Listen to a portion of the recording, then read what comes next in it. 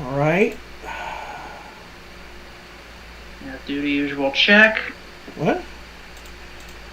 An error occurred. Please try again. Okay, let me try this again.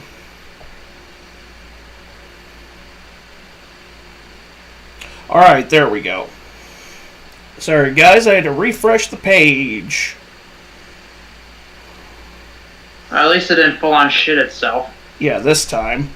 But, welcome back to Weaponized Autism.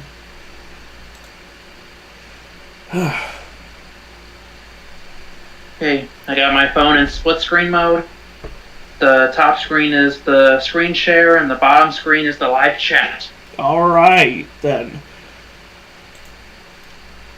Have we got shit for you this time around, Buggin'?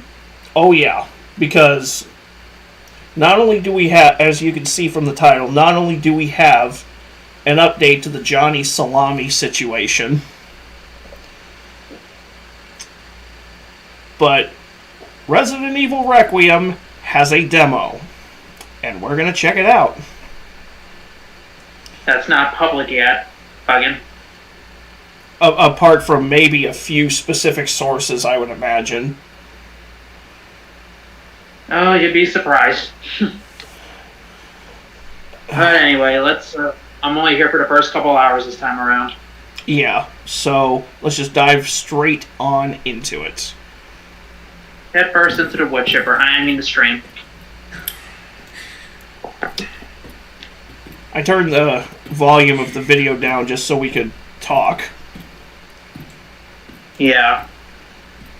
But, as you know, we can switch between third and first person this time around. Which is a... Personally, I prefer third person for survival horror games. So being able to swap between one or the other on the fly is a godsend. And it's not a straight just like port. It's not like a lazy port to first third person like it is in Resident Evil Village. Yeah, that. Where it's a model. You're running around as a stiff Ethan model. Yeah, because the third person aspect was just an afterthought. I'm pretty sure that's why this game was in development for so long, because they were developing it in both first and third person, putting it into a single narrative. Yeah. Which personally I'm inclined to, like I said before, I'm inclined to stick almost exclusively in third person. Apart from maybe a few specific segments that we're going to see coming up. I might play it in first person, but I might play it both ways on the channel, but we'll see. I already know I'm getting it for I already know I'm just gonna get it for PS5. Yeah, I need to upgrade to a better rig, or bite the bullet and buy a Series X, because right now at this point, if you're gonna get a console, you're probably just better off getting a Series X. At least that's my philosophy. I mean, better backwards compatibility. Yeah, considering Sony has lost the plot on backwards compatibility. They're putting the shapes into the wrong holes. Yeah, square peg, round hole. I love that. I do love the minimal lighting that you get from the Zippo, versus just waving a flashlight everywhere. Well, not everyone's gonna have a flashlight. Yeah, I have a feeling. Well, it's like the old school Resident Evil. You just use what you can get, whatever you can find. Yep. Versus.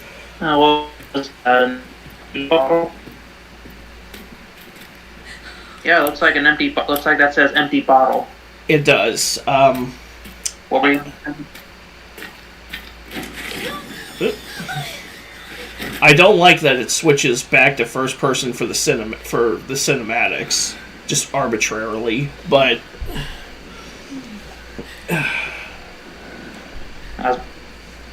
Sorry, I talked over you a little bit earlier. Oh, you're fine.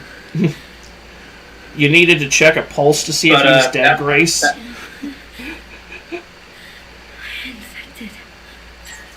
That just reminds me of my drinking days.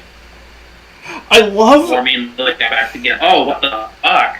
I love how nonchalant I love how nonchalant the monster is as it reaches over to grab the body. It's like, hey, I'm just gonna take this here if you don't mind. But yeah, that corpse falling out of nowhere, that just makes me think back to my drinking days when me and Lily were back together. When I would go to bed at 2 over 10 and wake up at 10 over 2. Yeah. Alcohol. It's like the song "Billy's Got His Beer Goggles On." It's like slaps him a girl and he's on side. He don't see ugly through bloodshot eyes.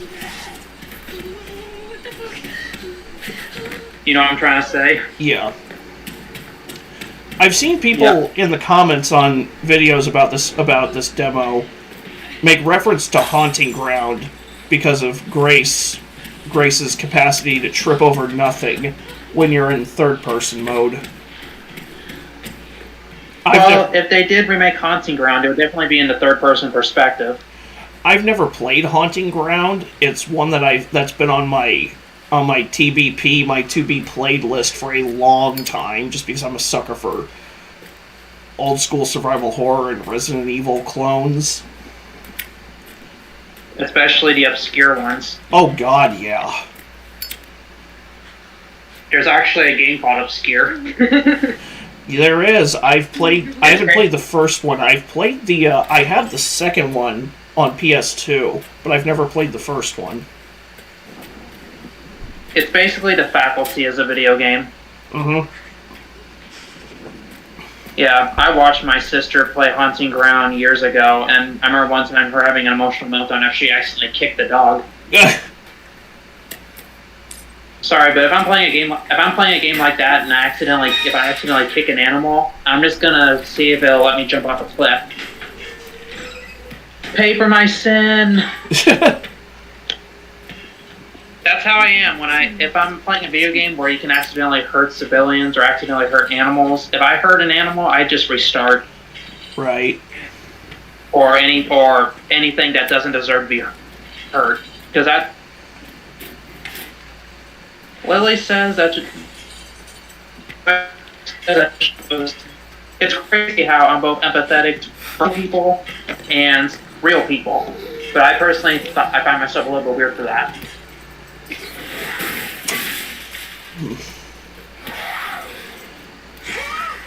I'm gonna be real here. I am not thrilled about. Oh shit!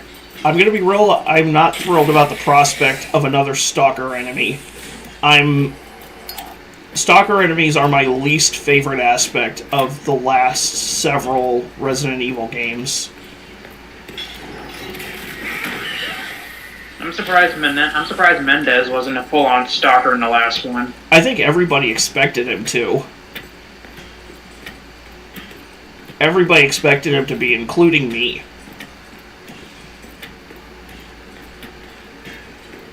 But it was more scripted. Like the Nemesis and Resident Evil 3 remake. Yeah.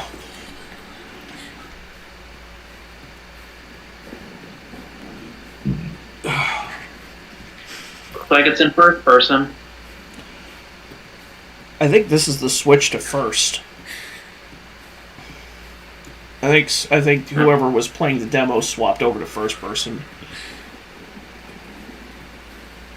Did you see the thing? Did you see the flashback thing yet? I have seen the flashback segment. Are we going to be watching that? I didn't put it in the playlist. Maybe it's in this video. I don't think it is. I think it's all this part of the demo followed by the trailer for the trailer we got earlier this year.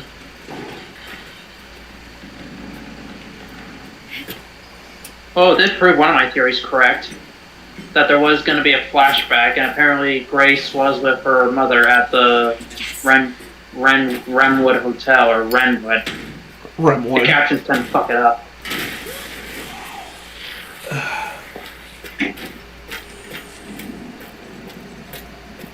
I still think that that hooded figure was one of the one of the BSAA bioweapons, because it takes place roughly around the same time as Resident Evil Village. That flashback does. Right. And the game, well, RE Village, I think, takes place in 2020 or 21, whenever that game came out. And at the very least, early 2021. And this is set in 2028 because it's 30 years after Raccoon City. Yeah, I don't know. They dropped the ball with that cliffhanger. Like I was hoping the DLC was going to clear that up, but did it? Nope. No, it was. It only existed to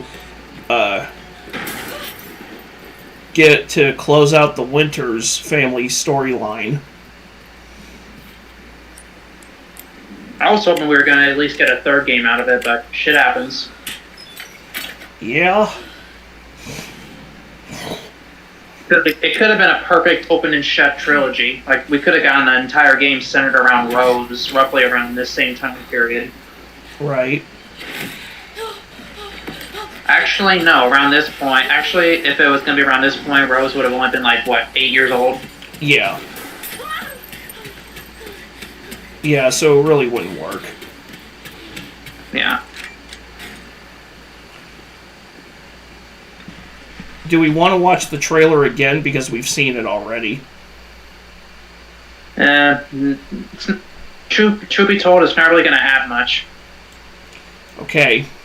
So, that was the demo for Resident Evil Requiem. I like some of the ideas that are in it.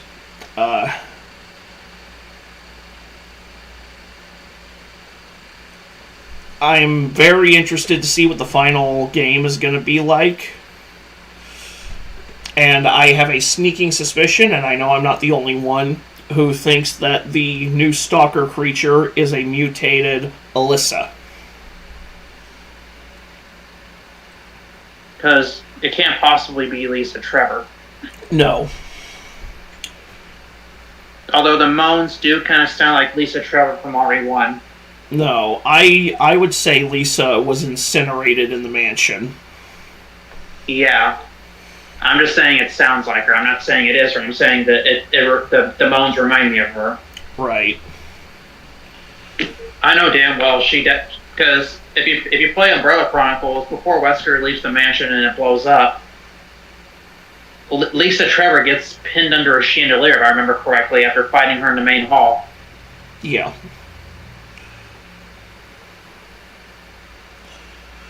And I want to hear, like, oh, but she could have survived. Like, wandering around, like, fucking how? I mean, yeah, I get that she kept getting up after you shot her down, but come on. There's just no way she survived that blast. Yeah. Even... Let's not forget about... Sorry, go ahead. Yeah, even with the Nemesis virus inside of her, because they used her as a guinea pig for the T virus, the G virus, and the Nemesis virus, didn't they? I think so. And then they said in Welcome to Raccoon City that she was a friend of Claire's at the orphanage. But I don't recall seeing any references to Lisa Trevor at the orphanage in Claire's part of the Resident Evil 2 campaign. That's because that's something that Johannes Roberts specifically wrote for the movie. Yeah, but it still would have been an interesting connection. There are, I still like Welcome to Raccoon City, but the more I think about it from a writer's perspective, there are certain angles he took that I personally would not have. Yeah. Like the strain between the strain in Chris and Claire's relationship, which in my opinion is just artificial, like manufactured drama. The way Leon was portrayed in that movie, apparently, my initial thought process when I watched it was that, okay, so he's a rookie, he's tripping over his own shoes, more semi-realistic sort of thing.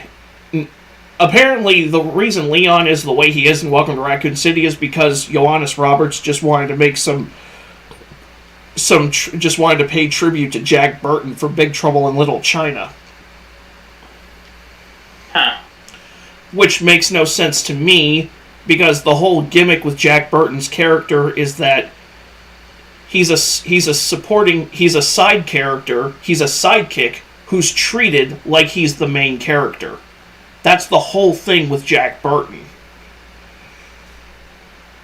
Yeah, because we all know Claire was the true protagonist of Resident Evil 2. Right. But Jack Burton is a sidekick. Claire is the sibling. Claire is the sister of the main character of the last one. She has to be the protagonist. Well, in the original canon, Claire in Scenario A and Leon in Scenario B was the original canon storyline. But now in the remake storyline, it's the other way around. Can still play it either way. Yeah.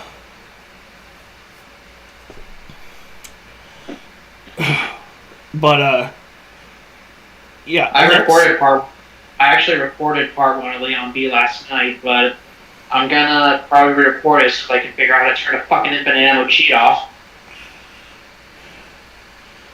But I have to completely...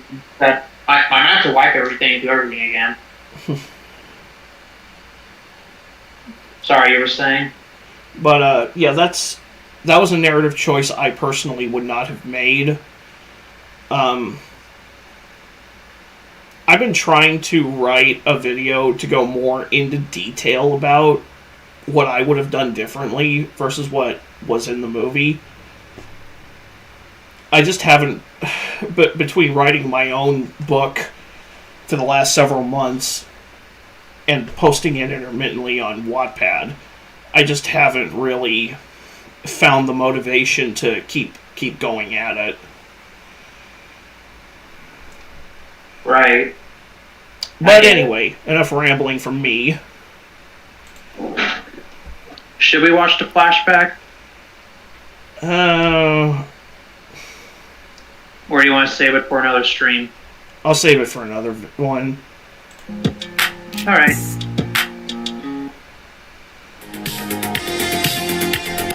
Right now, we are doing this one. We're doing some more chat music too.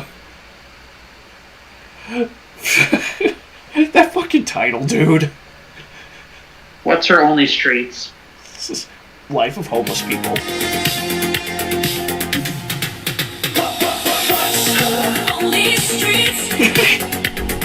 Homeless but not cakeless. She's homeless but owns a big green. Dude. What's her only pavement? 5-second rule. She full of the streets. A shower and she back in the game. A freak in the streets. Don't need cheats. Cake is cake, even if it's street baked. She's mismanaging her resources. Homeless but still owns a dump truck. Best part of dating a homeless girl is when you break up, you can drop her off anywhere. Bro!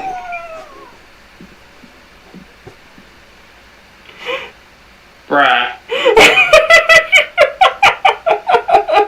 God damn.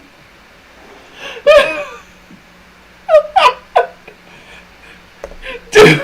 When you break up, you can drop her off anywhere. I'm investing, I can't fix her. What's her only streets? My citizenship papers just laid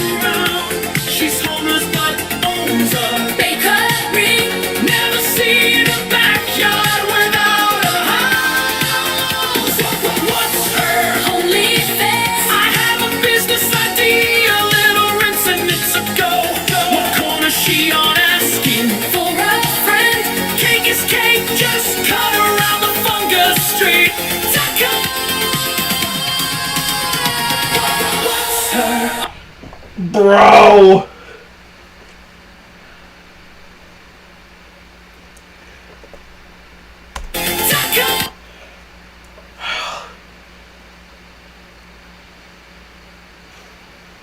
Oh, you're fine, Kason. God fucking damn it, I'm back.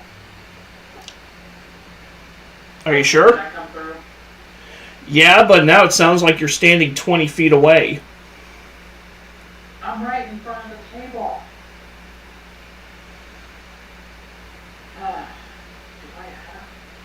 Okay, let's try it on camera. How about now? Still sounds like you're standing 20 feet away.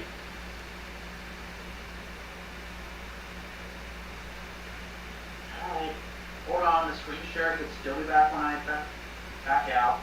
Alright.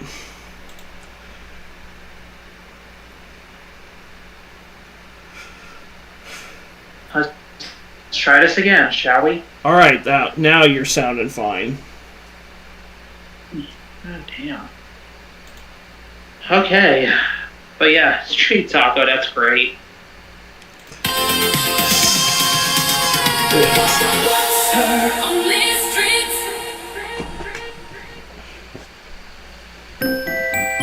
Remember we looked at forgot what it was called, but it was that one like meth band last time. Metallica. Yep. Inhaling.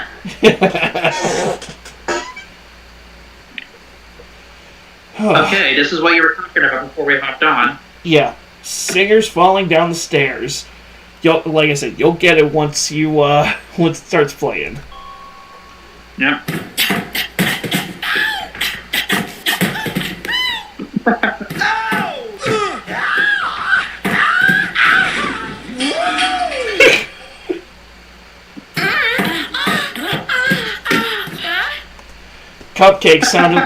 Cupcake sounded like an anime girl in the Japanese dub. I was gonna say hentai porn, but okay. I know. Went down, I fell.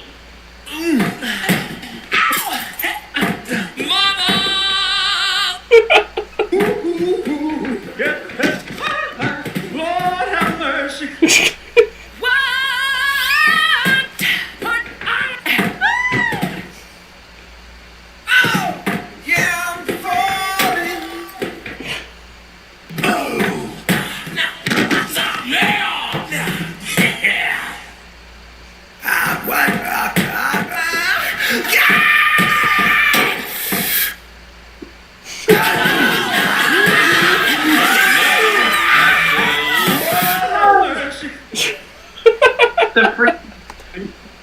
I love how it ends right on Elvis. Lord have mercy.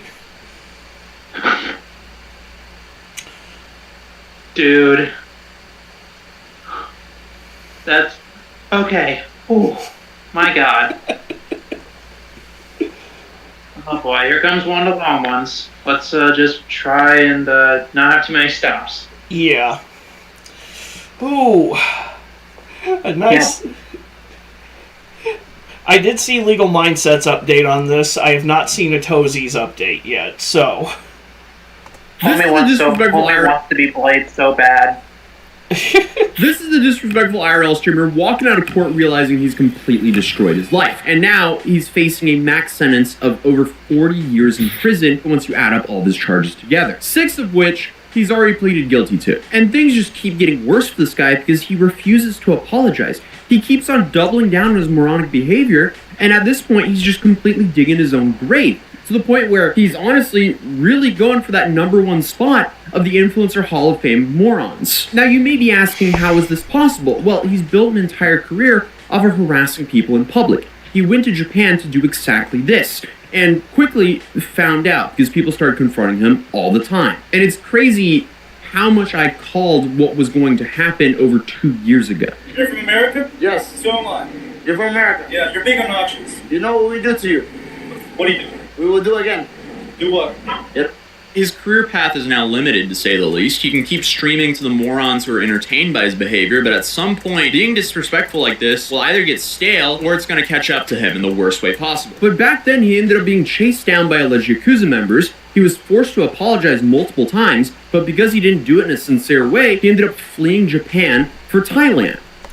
Honestly, you could have seen this trajectory from space.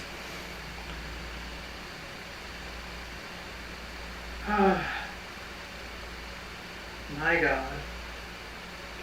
You could have seen this. You could have seen this coming from Pluto.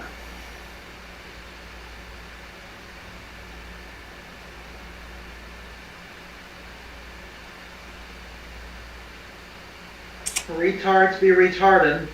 Very much. Tard's gonna tard. That's a better way to put it. Yeah. I wish I had the Hangover. You are literally too stupid to insult clip. Wait a minute, the motherfucker's in Bangkok now? No, he went from Japan to Bangkok.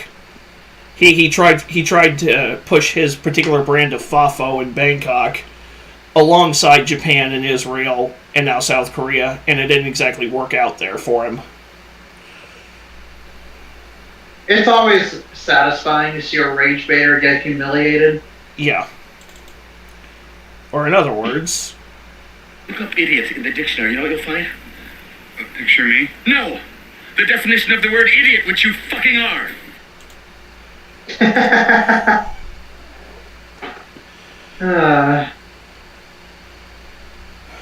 This is Master Uruguay all over again.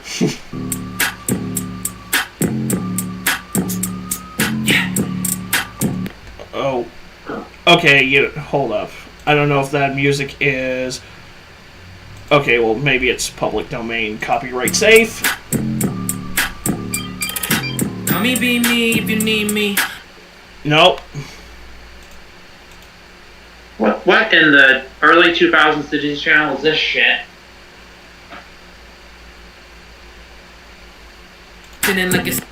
Fuck that. You heard that kid bullshit, Yes, I did. right? Yes, I did. Fuck. I'm not taking any chances. Fuck it. We ball. I already took enough chances letting it run beforehand. You throw it down. Fuck you! Said that, I meant keep it muted. Like, fuck it, they get the picture. Yeah, a guy pushing the boundaries of Fafo. How's his system? Okay. Oh, you are bad. That's what it is. You are bad. That's taking you to dinner. I'll change your life, baby. So now this is this chicklet brain fucking around in Israel. Don't know your name like it. Wait, what? This will never get old for me. Watching these two cops just pick this 5'2" douchebag up and carry him off the street.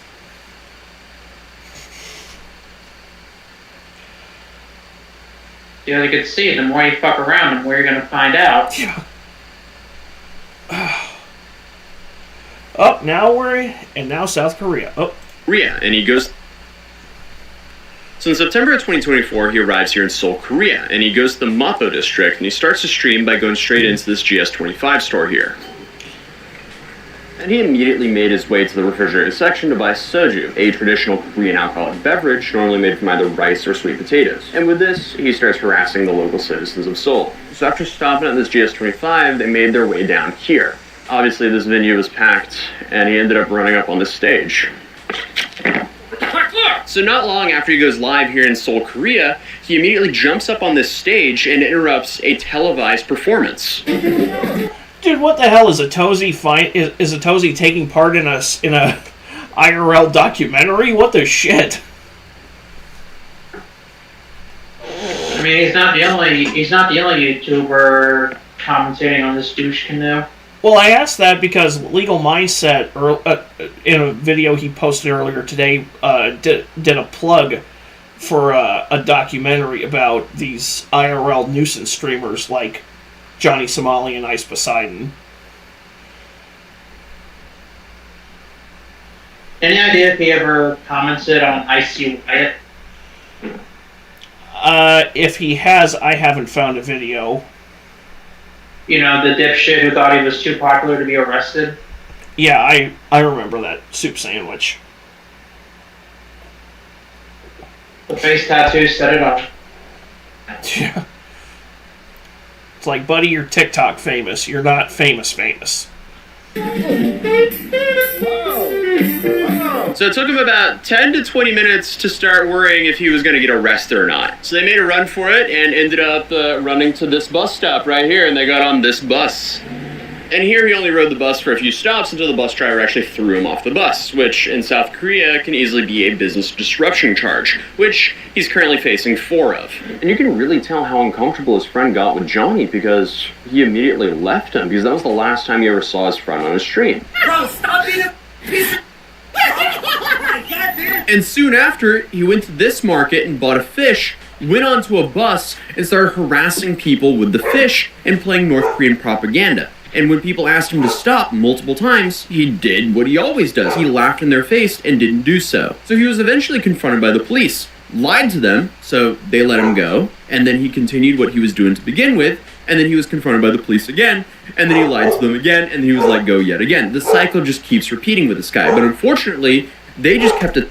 Excuse me, guys. I gotta go calm down my dog.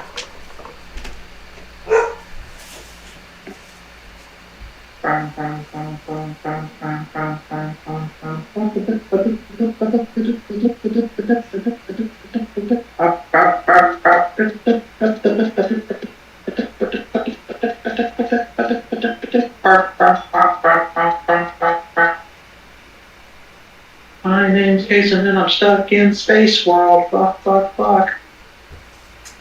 Okay. I stimulate the audience with some background music, Oh, you're good.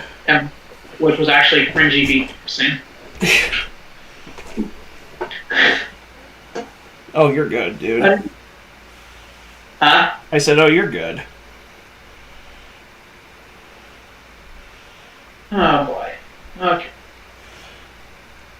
Moving on. the tally and kept charging him with more and more charges. Why are you being to other people in other countries? For money, for clout. I've said it many times. I don't give a I have no morals. I'm a sociopath. I don't give a Put this in your next YouTube documentary. I don't give a fuck. I want to apologize to the Korean people. Put it in your next YouTube documentary, and it's not just going to be on people's YouTube documentary. They're playing it in court, you dumb fuck. Oh, good God. You... Just, God. Just what the actual hell? I got nothing. I mean, I think I've pretty much said enough. Huh? And at this, I think I've pretty much said enough. Yeah, it's like, these videos aren't just being played on YouTube, you dim fucker. They're being played in your trial.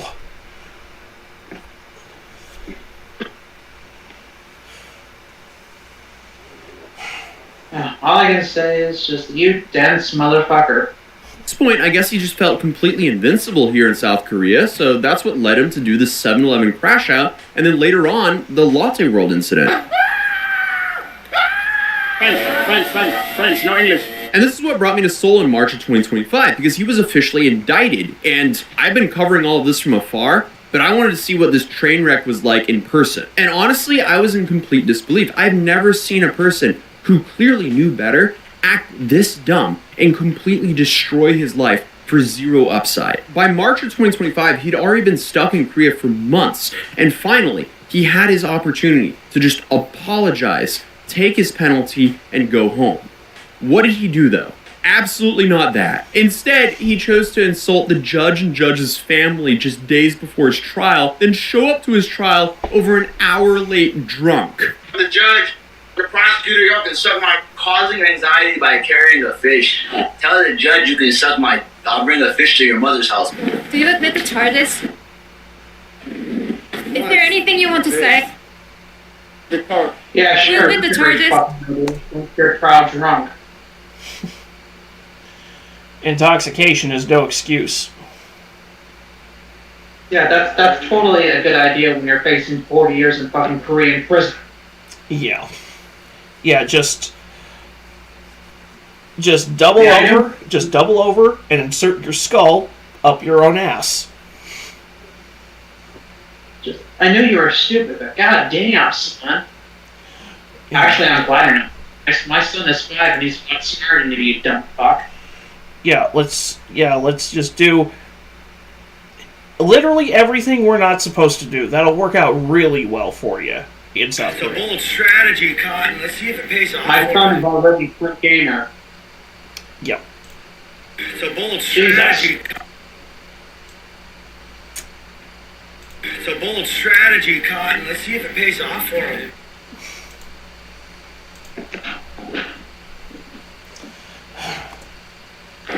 Don't you want to apologize? Do what? I said we are 36 minutes into this and we're making incredible time. I love North. Now, as you can probably see, that was a complete disaster before, during, and after the trial. So did he take this as a massive wake-up call to maybe sharpen up, start apologizing, and get his stuff together? Absolutely not. He continued to live stream himself committing felonies. Of course. Stop this man! Stop this man! He's harassing my girlfriend! Go away! At this point, I don't even know. How is this person real? And this is what's brought us back now in August of 2025, because he's now racked up 8 charges.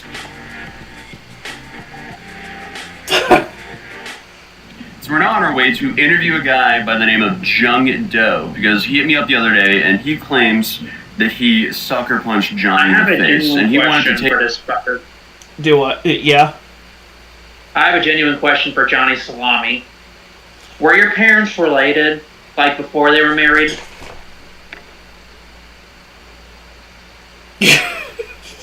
Like, were they related before they were married? Like, goddamn, son. It would explain a lot. Exposed, exposed, exposed, exposed, exposed, exposed, exposed. I knew you were gonna fucking do that. Exposed, exposed, exposed. Fucking brilliant. Sweet That Home one actually got me. Sweet Home Alabama intensifies. take us to the I was spot thinking more along the lines of Arkansas, but okay. he did it, and give some backstory to why he did so. We're standing here in Guangzhou Market, and I'm here with Jung Do, who infamously punched Johnny Somali in the face. I love how it lists him as Red Dead Redemption enthusiast. Red Dead Redemption enthusiast. While he was standing right here. I had a few questions for him about what happened, and my first question would be, why did you do it? So the reason why I did it is because he was assaulting people in my country. Just by his behavior, it just made me feel like furious. Made me go like blind rage. Just by harassing women and children and elderly people because for its clout, and also desecrating the statue that memorializes women who were forced into slavery, by Japanese imperials, which, by the way, most of them are underage. So after he did that, I just screw it, I'm just gonna risk it. Because you're in your 20s, I'm assuming most people in Korea in their 20s also feel the same way towards him, or? Yeah, where everyone's just sick of him. Most people recognize him for wrong reason. If I may ask, how were you able to track him down? So to make it short, I was about to do some of my personal problems dealing with accounting things. So then all of a sudden, around 2 or 3 o'clock, Johnny was live streaming. I decided to call my friends, so we decided to gather in the Your mic shit in the bed again. That.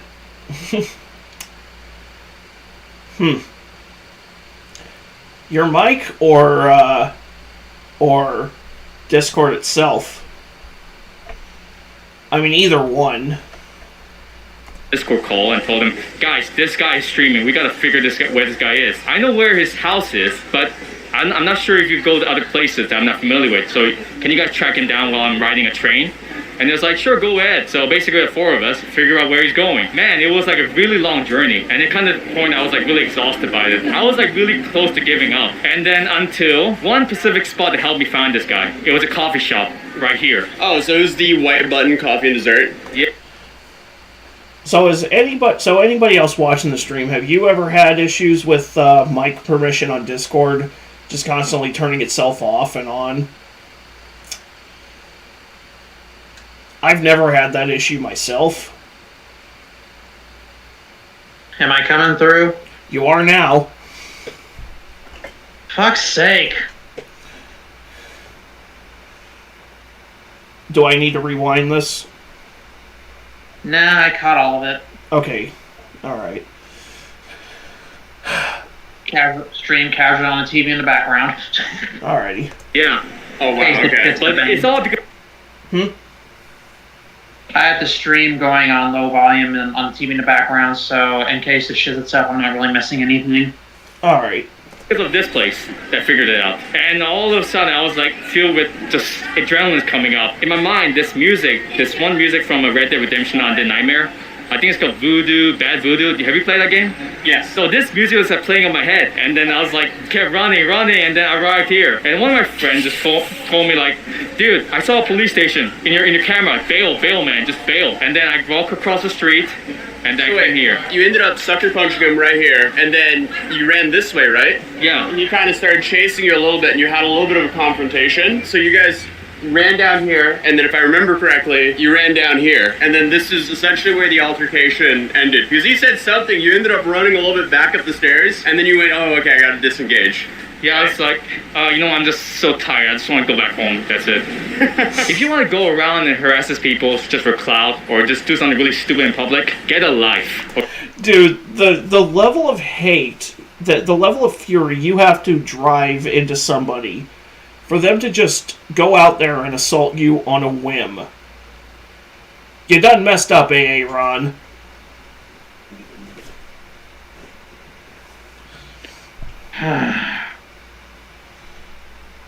If I say how I feel, I'm just gonna be repeating what I said before. Right. Or do something. Thank you so much for your time. I hope you have a wonderful day, man. Yeah, thank you. Operation 2 a.m. pizza secured. Now we gotta find a CU again, or a 7-Eleven. Oh, right here. Okay, that made it easy. Something in here is calling my name as well. Do I want a fish ice cream? It's like a bean paste ice cream. This also looks interesting. This kind of seems like a vibe. Honey apple ice cream cone. That's probably fascinating. So in Korea they do things where it's like, they give you an ice cup, and then you buy your own drinks, and then you mix it into the ice cup, and then you have a ready-to-go drink. Oh yeah, and you can also add all these things in here as well. We have something else in mind, though. Okay, so we've now acquired our ice cups, but instead of making our own drinks inside of the 7-Eleven, which is extremely common here, we're going to do it a little bit differently, because today's video is sponsored by Gamer Subs. Shout out Gamer Subs. Without them, we wouldn't be in Korea right now. What we're gonna do is we bought some water and we're gonna mix in the ice. We got the mango Gamer Subs here now. What I do like about Gamer Subs is it doesn't taste chalky. Also, you can get Gamer Subs for what, 40 cents per serving. So it's basically the cheapest one on the market and it tastes the best. So I don't really see a loss here. And if you don't believe my statements, you can click this link in the description down below and use code ATOZI for a free sample pack of Gamer Subs. So it's 1 spoon of Gamer Subs per 500 milliliters. No, per 250 milliliters. Oh my. Don't worry, I shall clean that up.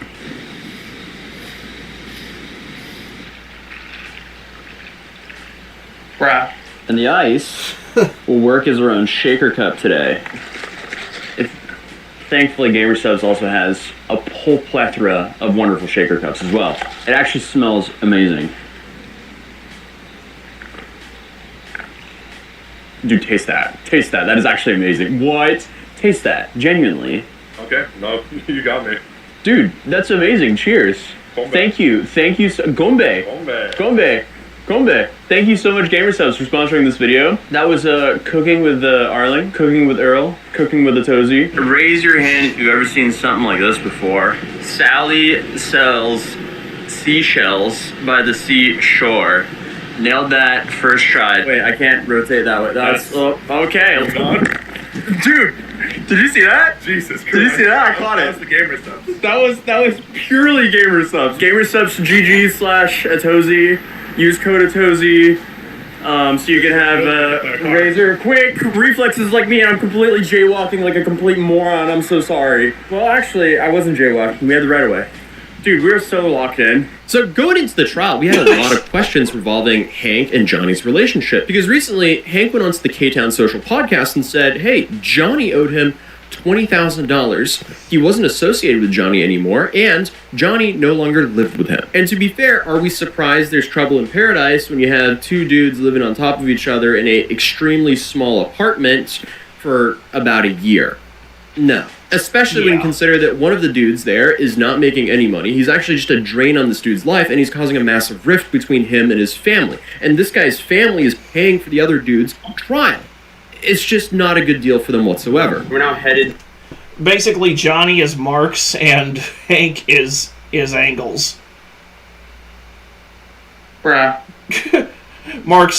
Marks was a lazy, good-for-nothing who lived off of his father's money and his best friend's hard labor. And Johnny Somali, a lazy good-for-nothing who lives off of his friend's hard labor. Or in this case, he lives off of his friend's family's money. Because I don't know what Hank does for a living. I imagine he doesn't have a job either.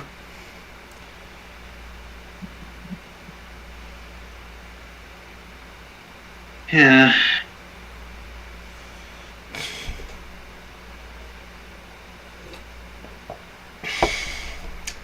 Sorry, I just saw something and it completely shook my entire fucking reality. Like, for God's sake. All I'll say is you think you know a person. Yeah. Oh well. Moving on. Life. To the Johnny Somali trial. It's the day of. The trial begins in just a few hours. It's pouring rain here in Seoul, so we have the umbrellas on deck, locked there. And it's going to be interesting to see what happens today, because this apparently is supposed to be the most important trial day, because you actually have a witness, which is Bong Bong. And it'll also be really interesting to see if Bong Bong actually shows up, because it seems like there's been a lot of intimidation towards her, because Johnny Somali and the people who support him don't want her to show up and testify. But again, she's not the only one who has the deepfake charges against him. Was there a chance that this is also a big day that we get to... For context, Bong Bong is also the IRL streamer that Johnny created a deepfake of him and her, quote-unquote, kissing, and he used that to try to say that he was Bong Bong's girlfriend. He was Bong Bong's boyfriend, at which that's one of the origins of one of his deepfake charges.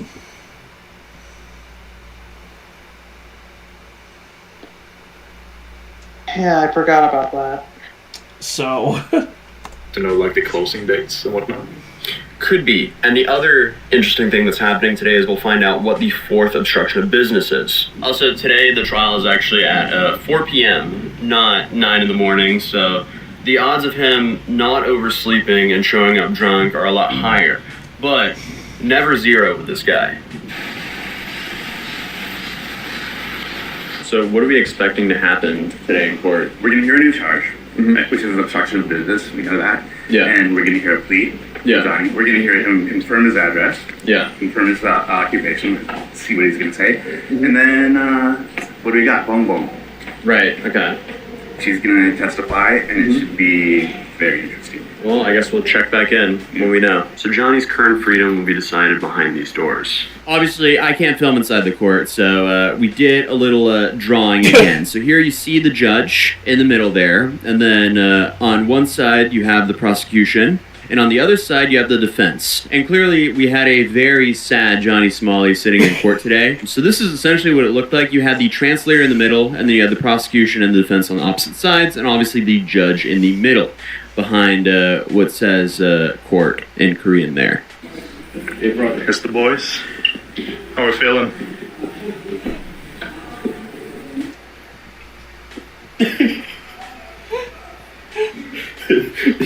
I love how he was so... He couldn't even acknowledge them. He just... It's like, what happened? I thought you were this big, badass, sociopathic IRL streamer. Talking so much shit. What happened? Oh yeah, your fucking court date happened.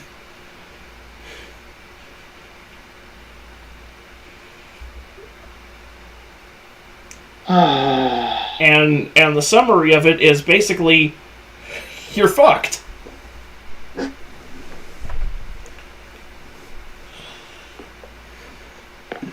That's life, it's been fucked. Yeah, but neither you nor I are aggressively unfunny IRL streamers facing potential decades in prison for pushing the boundaries of FAFO. Well, yeah, because we're not stupid. You see that strut? What were the big updates that happened? Apparently, Atozy is now cosplaying as Vince McMahon. That walk.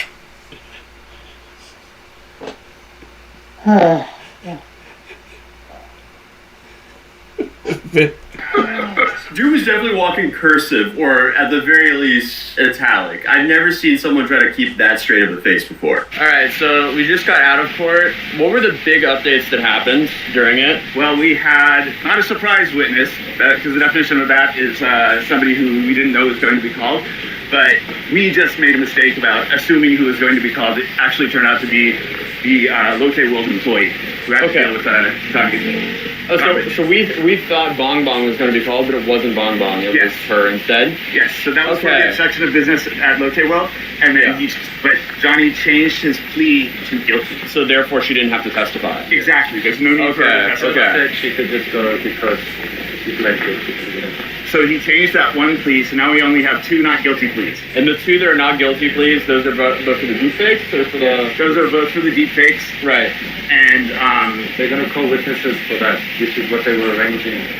Okay, so they did not originally want witnesses for that, or that's what... the lawyers tried to stop it. Yeah. Okay. Since he insists on a not guilty plea, they have to call the witnesses. But since now witnesses are involved, that means the next trial is going to be 2 to 3 months out from now, I'm assuming. October 24th. October 24th is the next trial, okay. We're waiting for confirmation from that right now, because we always want to check, but it sounded like... You're pretty sure that sounded like October 24th. Yeah. The lawyer was asking for too much time for cross-referencing, so the judge said that prosecution said they only needed like 10-15 minutes. He wanted like 25-30 minutes. So that means the lawyer, since the lawyer first tried to stop the testimony, or stop the witnesses, but since the court insists on the witnesses, the lawyer asked for more time than they could allocate. Okay. So that means he really wants to, grill the witnesses. So would you overall say this trial went good or bad for Johnny, or this case, or this trial date? I think it was pretty stupid. Okay. It was but you have a defendant who's insisting on these not guilty pleas, and you have a lawyer who's just flustered, and this is actually the first time Sorry, Chad, I just accidentally banged my hand against the underside of my desk, and my phone, which I'm using to read the chat, took a nosedive. Thank God for protective cases. Well, we got a screen protector, too. I do. Fuck. I do. I heard this lawyer make an argument. Yeah, and screen protector came with the case, so... How do you do? His argument was that Johnny did not produce the deepfakes. He only distributed them. Doesn't matter if you didn't produce the deepfakes, you distributed them, which is... That's the whole point of the charge, you... fuckhead. You cannot produce or distribute deepfakes in South Korea. That is explicitly against the law, you dim fuck. Bruh. I can't with this fucking. Ignorance of the law is no excuse. It's like Can't convince me it didn't know the law. In the immortal words of Ron White, I believe that ignorance of the law is no excuse, and I'm quoting a New York City judge on this one. And There's a joke that he's been in court. That was a callback to his story about getting thrown out of a bar in New York. Oh. Right. To which the prosecution says, well, that's what you're accused of. You're accused of distributing them. Yeah. Regardless of whether you made them. Yeah. So why are you insisting on a not guilty plea? But he is. It's a paradox. Right. It's like... Because he's retarded. Basically If you saying... made them, you're guilty. Yes. Oh, if you said you distributed them, you're guilty. Yeah, they cannot deny having distributed them. I think it goes back to what the lawyer said, like way back when. We said the law itself is stupid. Right. Okay. They're trying to argue... They're trying the Chewbacca defense. Johnny?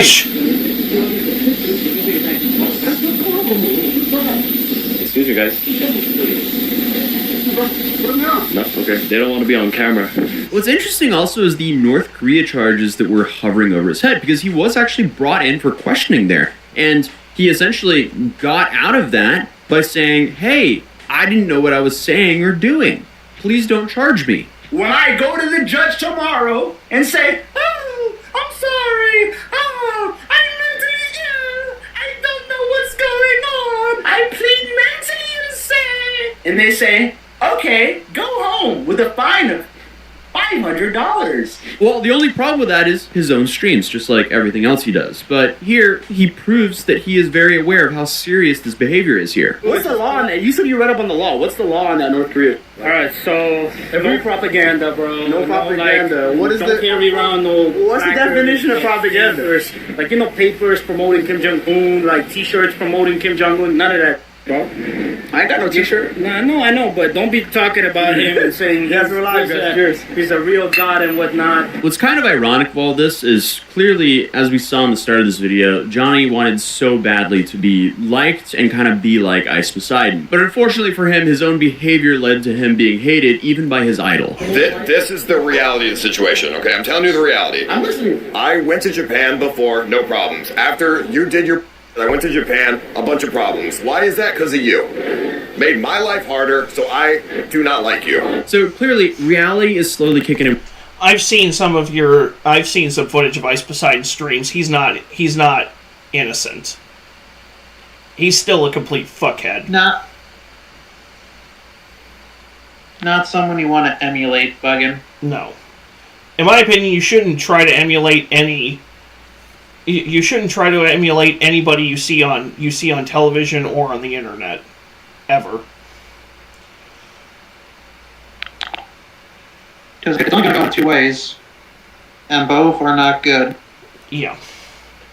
And with Johnny that, hey, you're no longer playing a game. You have some serious consequences that are hanging over your head. Because it seems like he's taking this more seriously now. He still showed up late, but at least he had a fitting suit, and he didn't make a whole scene when he arrived. But the main thing I noticed looking at him was, wow, he looks incredibly defeated. But unfortunately for him, he still hasn't apologized. He's now ran out of time to apologize and get a more linear sentence here because for some reason he just keeps doubling down. His whole strategy here does not make sense because he was hit with 8 charges, 6 of which he's already pleaded guilty to. That was the 4 obstruction of business charges and the 2 misdemeanors. But the last 2 charges, which are the more serious charges, he pleaded not guilty to.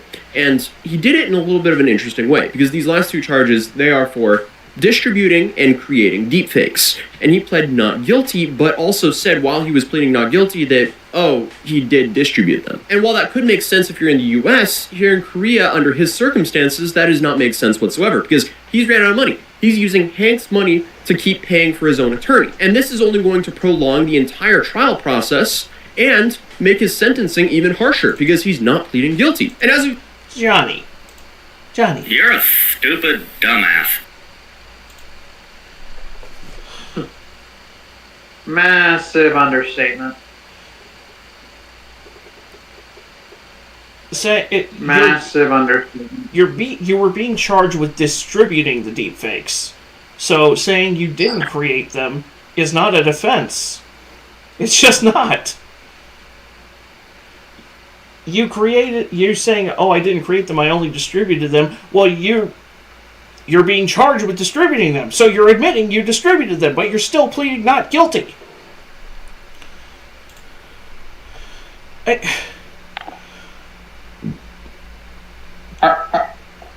Are you retarded? Bro, for real. Just stand there, swallow your tongue and die, son!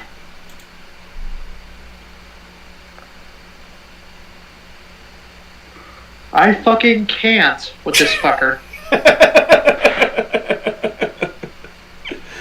Oh, sure, now you laugh at me. And honestly, Kidding. I don't understand why anybody would want to watch some giblet head just push the boundaries of FAFO, and it's like not even be entertaining about it. Like straight up, where's the value? It's just so mediocre to the point where it's cringy. At least we don't look like a bowl of Reese's Puffs went through a bout of toxic chemicals.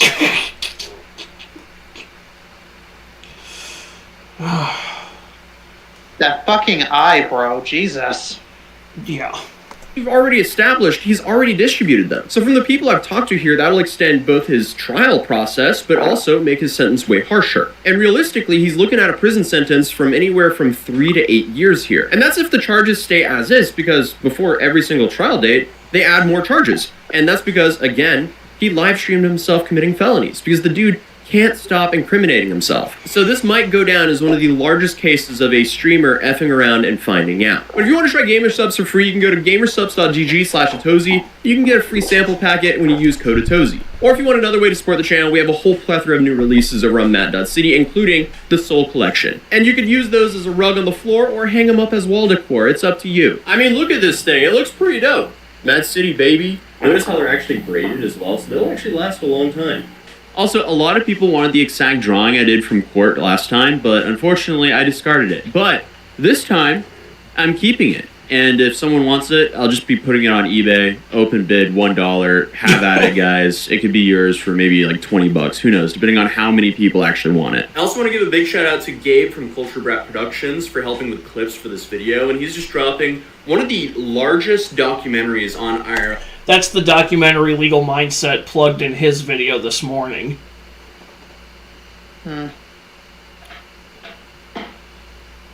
So, sweet.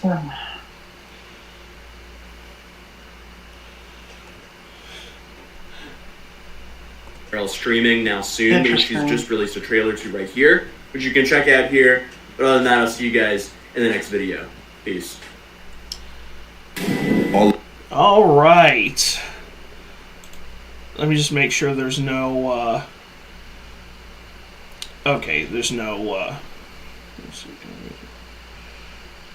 copyrightable music for this next video. This next one, I don't know how you guys all feel about AI generated content. I'm kind of some of it I don't mind, some of it I don't personally care for. But I do like the idea of using it to generate concept trailers for stuff that could have existed in another time. For example, a Justice League movie from the 90s.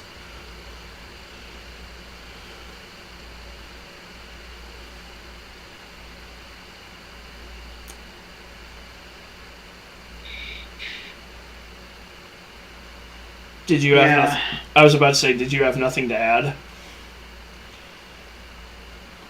My brain's freaking fried, dude. Well, it's about to get even more fried. Oh, lovely. So this is from a channel called Strider HD, and they do these mock-up AI concept trailers. I'm trying to remember if I have showcased one of them on the channel. I probably have not. Or I haven't, it's just been a while. But yeah, he was telling me about some Resident Evil ones he saw yesterday. Yeah, but yeah. Tell him about the one where they decided they were going to cast Peter Stormare Peter Stormare as Sadler. Yeah, Peter Stormare, a Swedish actor, to play a Spanish character.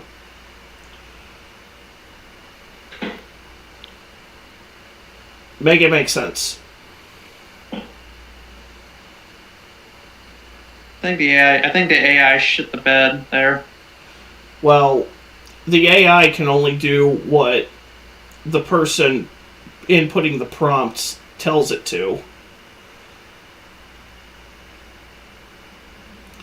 So, let's see what they cooked up for this, what Strider HD cooked up for this 90s Justice League concept. All it takes is one bad day to reduce the sanest man alive to lunacy. Bro. Our scars can destroy us. Hold up. To lunacy. That's Willem Dafoe. As who? The Joker. That's what we're looking at right now. Sorry, I was texting back my wife. I'm getting back to it in a second. Oh my god. That's who we hear. That's who it's supposed to be narrating this intro. All it takes is one bad day. He said himself that he thinks he should play the Joker. Yeah. Man alive to lunacy. Our scars can destroy us, but they can also give the power to endure. Bro. Our scars can destroy us, but they can also give... What is that mullet, dude? Bruh. I don't remember any point in time where Batman had a mullet. I know Superman had a mullet at one point.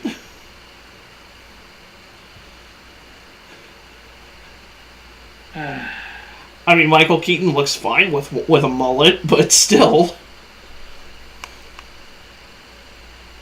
That was not on my agenda for today.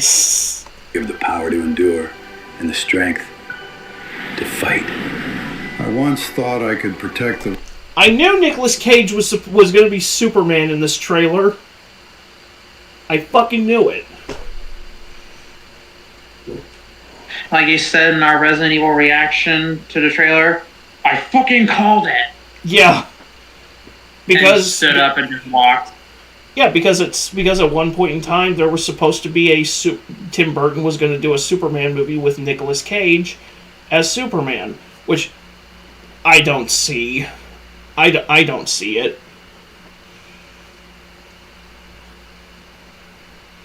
Well, it was the 90s. Superman has a very distinctive look that Nick Cage does not have.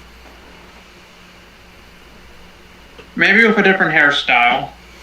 I still don't see it. The world by myself. But I was wrong. What are you?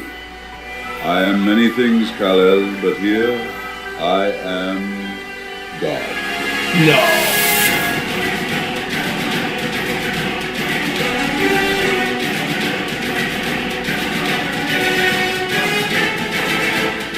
So is this supposed to be the 2017/2021 movie with a 90s cast? I guess so. Either that or it's supposed to be based off of the cartoon from the early 2000s. Maybe. Not gonna lie, that would have been pretty sweet to see. And I also love that they included a rendition of Danny Elfman's Batman theme. Dude, I still remember when I first heard that well, believe it or not, when I first heard the Batman Danny Elfman score, it was actually in like the first Lego Batman. It wouldn't be till like a year after that when I actually sat down and watched the Tim Burton Batman for the first time. That's funny to me because I grew up on the Tim Burton and Joel Schumacher movies. Yeah, didn't Schumacher apologize for those movies and we just chose to forgive him? He apologized for Batman and Robin. In fact, the director's commentary on the DVD for Batman and Robin is just Joel Schumacher doing a 2-hour-long apology. I mean, I don't blame him. I blame Warner Brothers. Yeah, they wanted a 2-hour, $100 million action figure commercial, and they got it.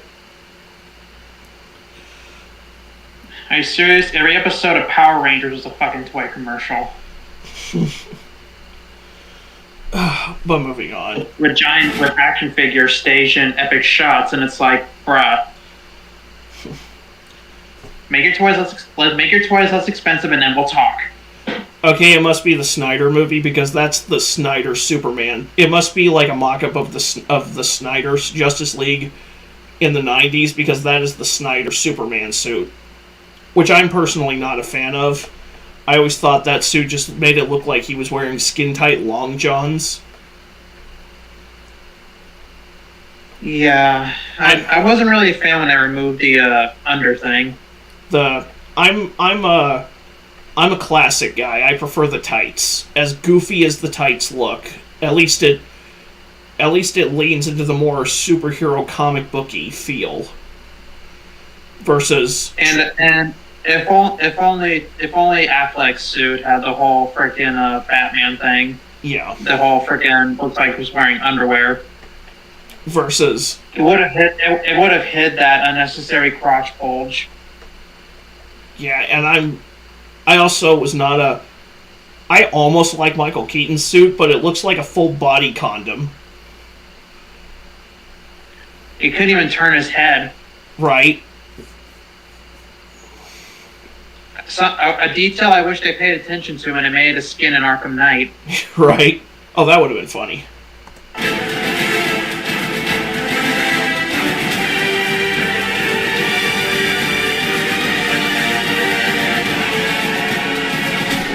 Okay, so this can't even figure out which one he's supposed to be wearing, because in the Fortress of Solitude there, it looked like he was wearing the Henry Cavill suit, but then you switch over here,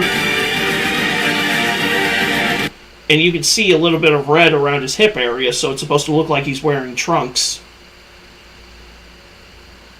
It looks like he's wearing tennis shoes. So, I love how the AI can't figure out if he's supposed to be wearing the Henry Cavill suit or the Christopher Reeve suit.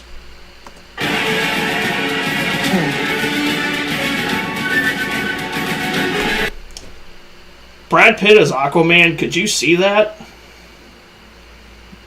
Maybe. 90s Brad Pitt. With the short hair, no beard, could emulate the regular Aquaman. Well, I guess this is supposed to be the Jason Momoa version. Honestly, 90s Brad Pitt before he got big, probably. Before he got too expensive and big for his britches. Right. Before he reached the A-list.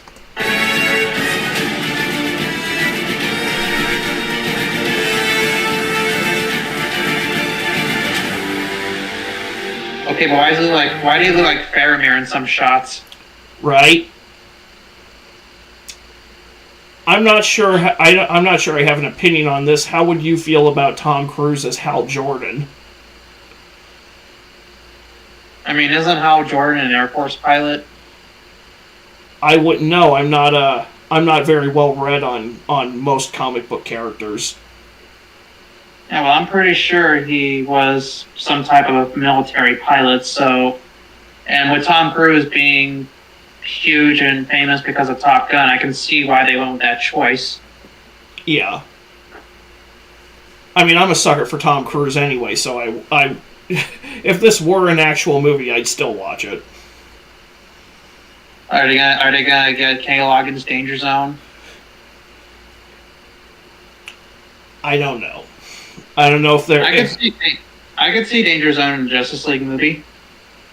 You'd have to use it a certain way in a certain spot. Think it'll work with a Batwing? Probably. Right. And then Batman just throws a battering at the person playing the music because we're not getting copyright struck.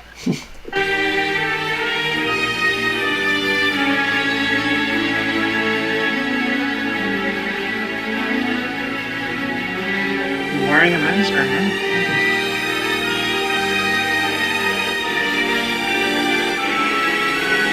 Honestly, I would watch any movie that if Willem Dafoe played a Joker in any movie, I'd watch it just for him. I mean, Green Goblin is essentially the Spider-Man's Joker, so yeah, close enough. Just put on a little music, just put on a little makeup, give him a gun, and boom, you basically got a Joker. Yeah. And take away the suit, obviously. Yeah. DiCaprio as the Flash.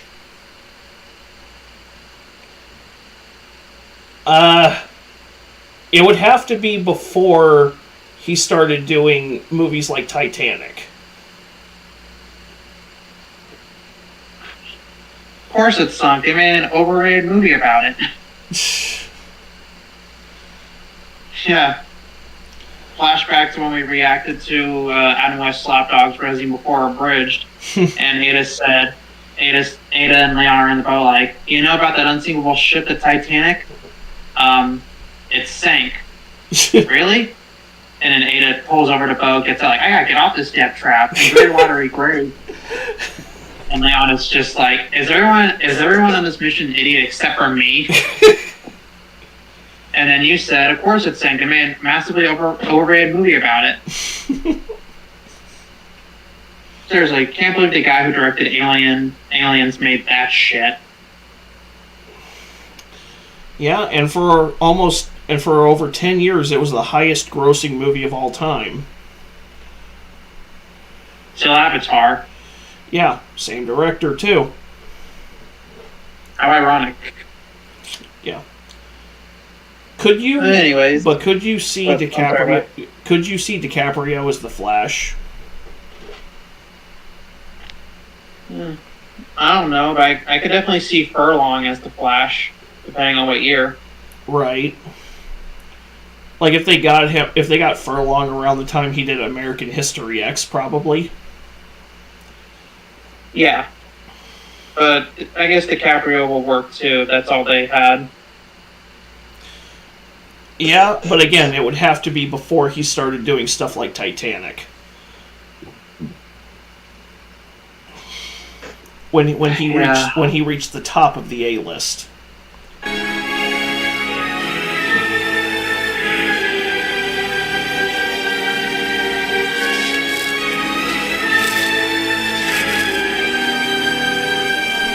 Jennifer Connelly as Lois Lane, I could probably see. I'd be thinking either Jennifer Connelly or Demi Moore. Either or.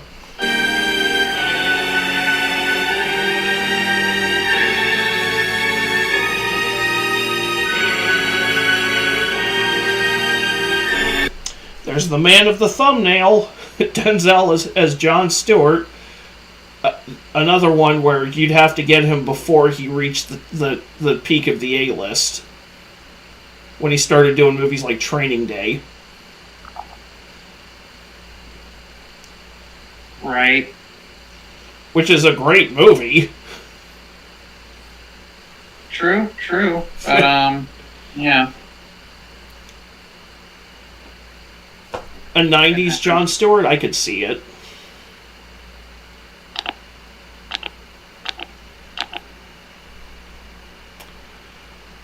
Anyways. Yep.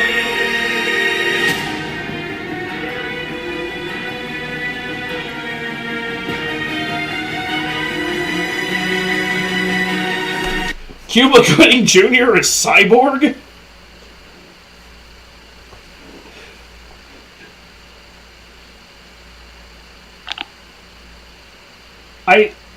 I don't see him saying booyah. I mean, I got nothing. Neither do I. I don't. Okay, there's a few on this video that I can see. This is one where I'm having trouble just even trying to imagine that, even with an AI generated image in front of me.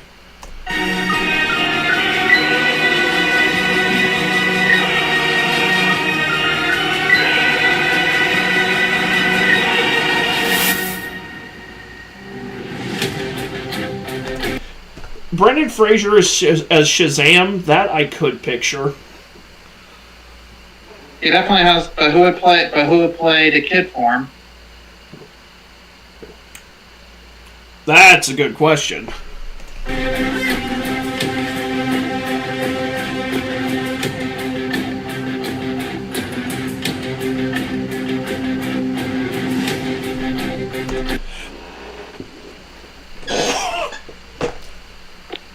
Arnold Vosloo for Black Adam?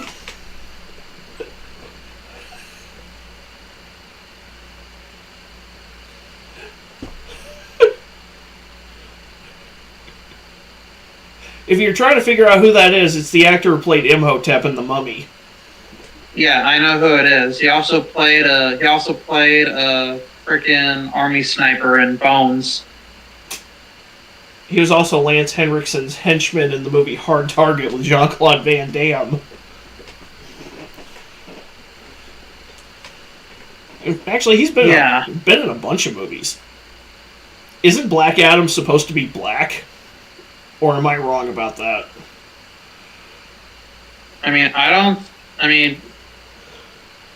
Is The Rock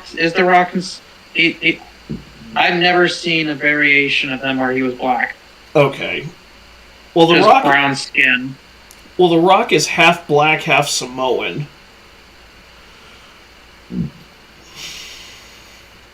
Arnold Vosloo is South African. A bald guy, clearly trying to emulate The Rock. Let's not think about it too much. Right. Honestly, back then in The Mummy, he was actually pretty jacked. Yeah.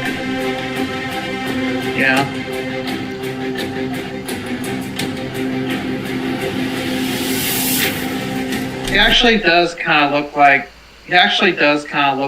the face model for Black Adam in the first Shazam game, at least. Actually, no, more like probably the second one, actually. You brought up Demi Moore earlier. I mean, Injustice. You brought up Demi Moore earlier. Yep. Admittedly, the only movie I've seen that Demi Moore is in, that I know she's in, was she had a voiceover role in Beavis and Butthead Do America. Huh. I saw her last year in The Substance. Yeah, see, I haven't seen The Substance. I assume the person who put this together threw her in as Wonder Woman because of G.I. Jane.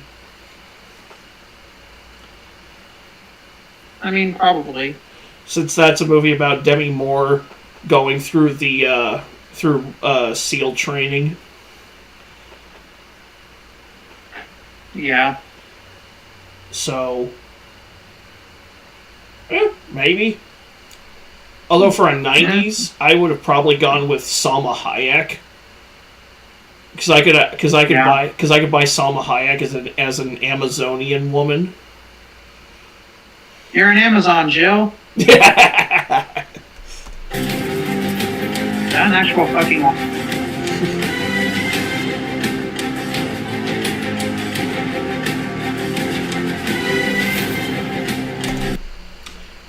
Lawrence Fishburne as the Martian Manhunter, I could actually get behind that.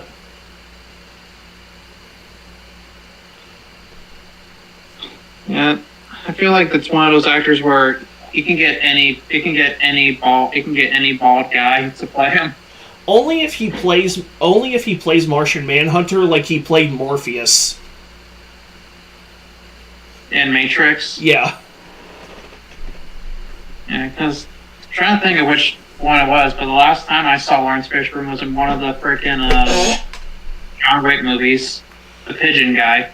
Right. The last movie I saw him in actually came out earlier this year. It was called The Amateur, and it was a spy movie with him and Rami Malek.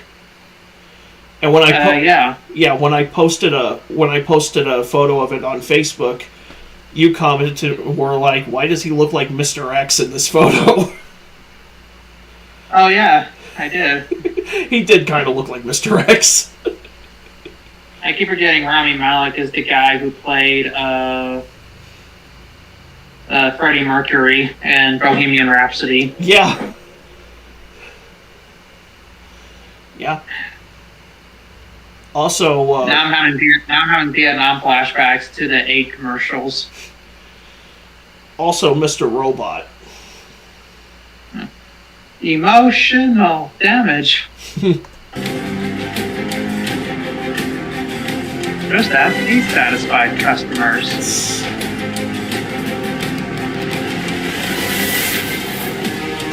Billy Zane as Lex Luthor?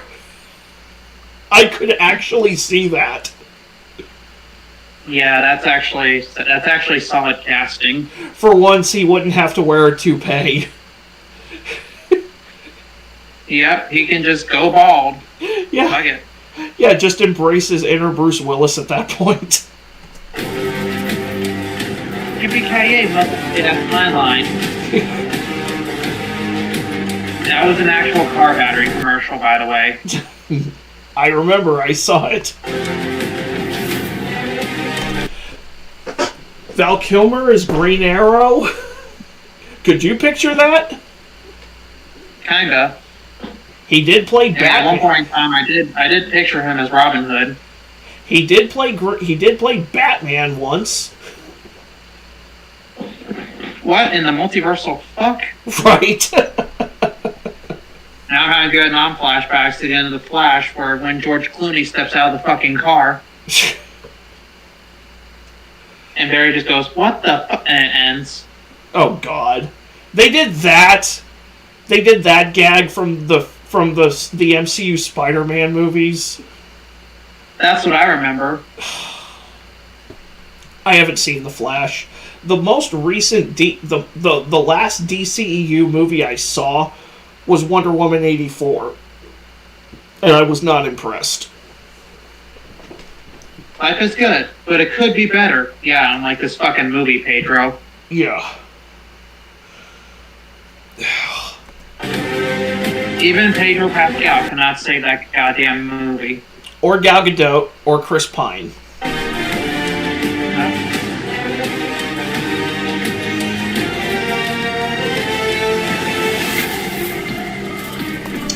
Sarah Michelle Gellar is Black Canary.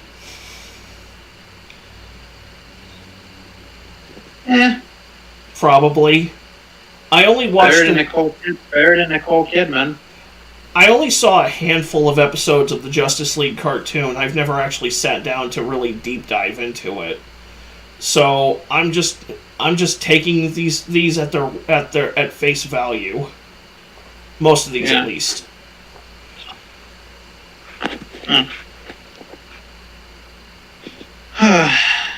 Yeah.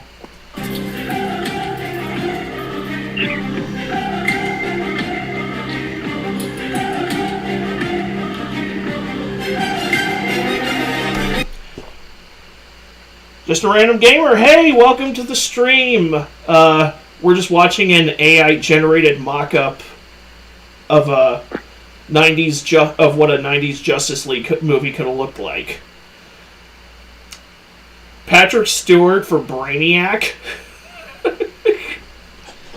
I mean, at one point in time, I did fan cast him as Hugo Strange. That I could 100% get behind. Hugo Strange or Brainiac? Either or. I can kind of see it. Just make him more green and have more of an exposed brain. Yeah, just don't have him just tell him he's not supposed to be acting like the Borgs from Star Trek. You may test that theory at your own convenience. How to say fuck around and find out with some class. Exactly.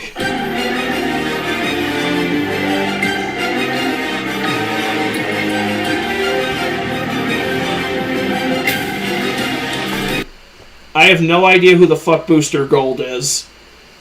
Me neither. So, I guess I'll just... I got nothing to say. I've heard of Black Canary. I've heard of most of the characters that are in this video, but I have no idea who Booster Gold is. He looks like an off-brand Flash to me. That just makes me think of how Gabriel Iglesias didn't know who Green Lantern was, and his son's friend was naming off it's like these superheroes, and it's like Green Lantern. Whoa. Okay, I know who all the are. What's his power? He wears a ring, and the ring gives him power. That's a fantasy. I don't know any man who wears a ring who has power.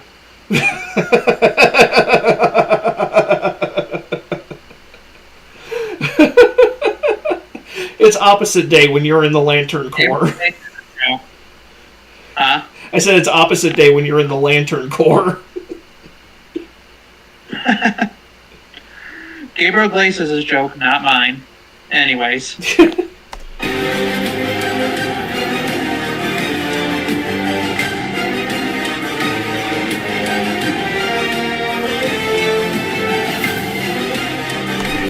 You did mention Nicole Kidman earlier. Nicole Kidman as Mira. I would watch. Still better than ever heard. Wasn't Nicole Kidman in the actual Aquaman movie? It's been a I think didn't she play their mother? She did. Okay, it's been a she played and Jango Fett's ex-lover. Yeah, it's been a hot minute since I've watched the Aquaman movie. So I thought she was in it, but I couldn't remember 100%.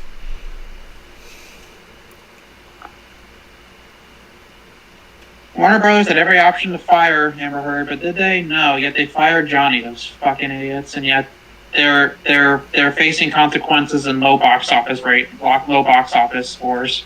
Yeah, and they basically and they forced out Zack Snyder, which how's that working out for you?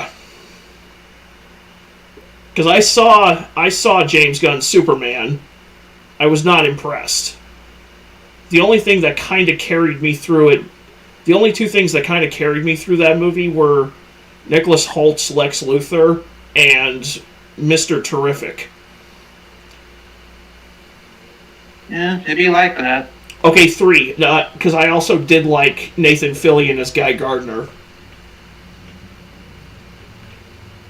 Yeah. It was alright, I guess. But Man of Steel was better. Way better.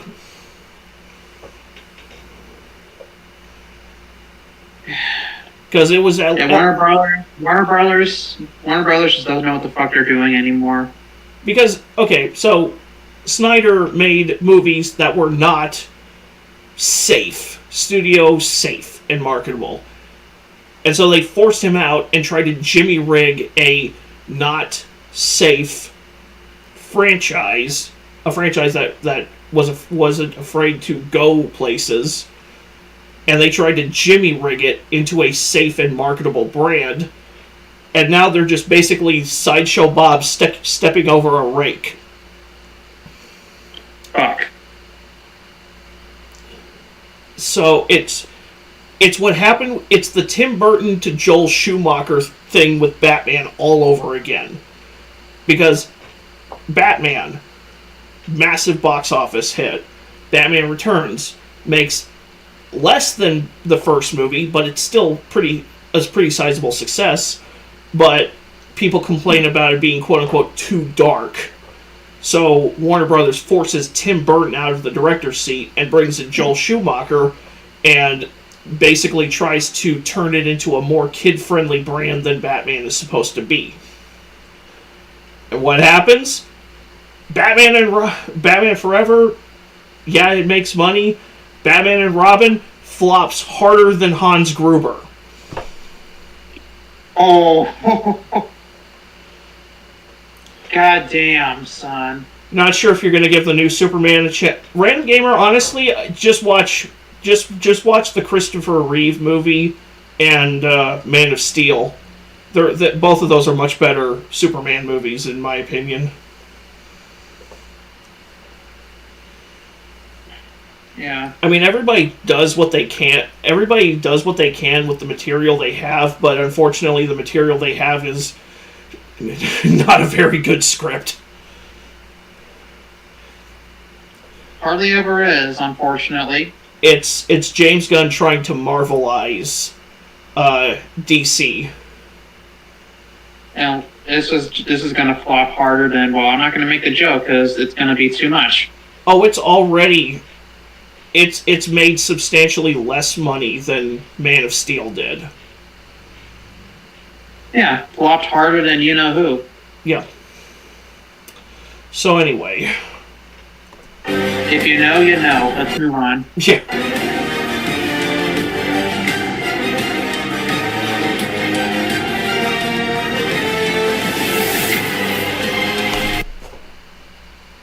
Why can I 110,000% see Christopher Lee as Alfred?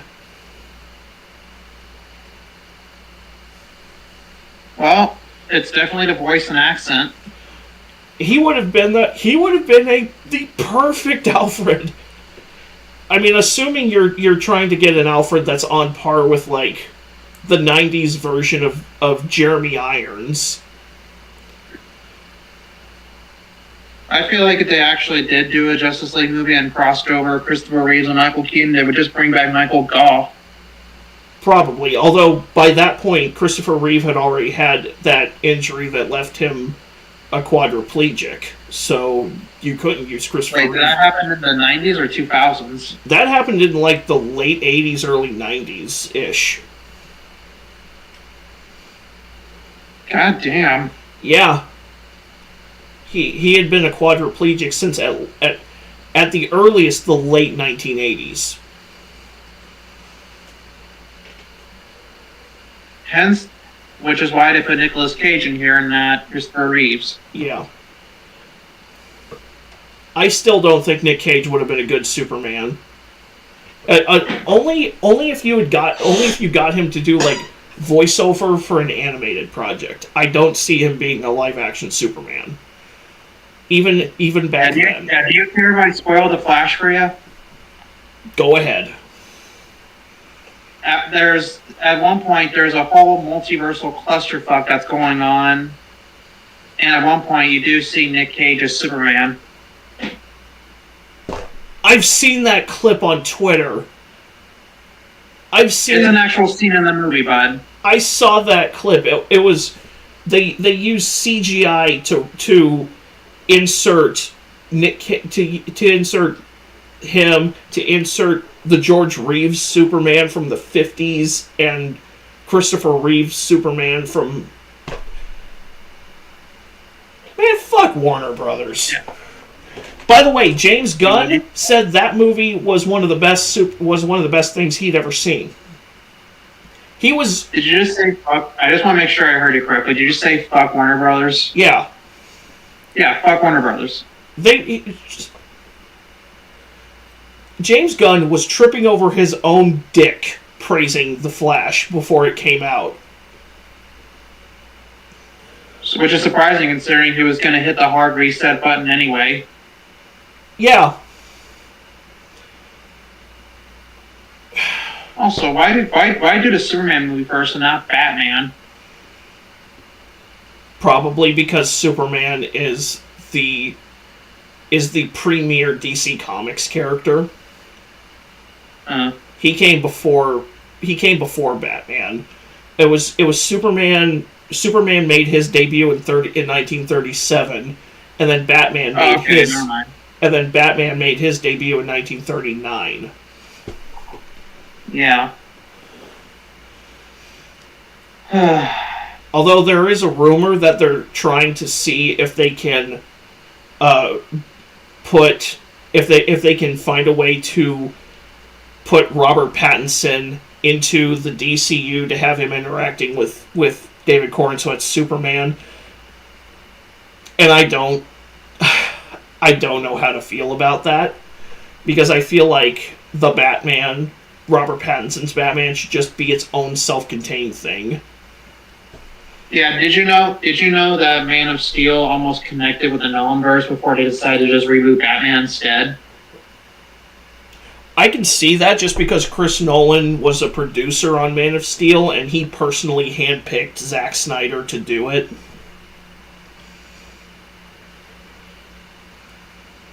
He probably didn't take offense when they said, "Yeah, we're going to use Ben Affleck instead of Christian Bale." Sorry. I do know that he explicitly told Zack Snyder to avoid seeing the theatrical cut of Justice League. He told Snyder it would break his heart if he saw the theatrical version. Well, he was right.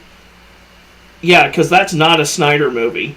It is a Joss Whedon movie that just happens to not credit Joss Whedon as the director.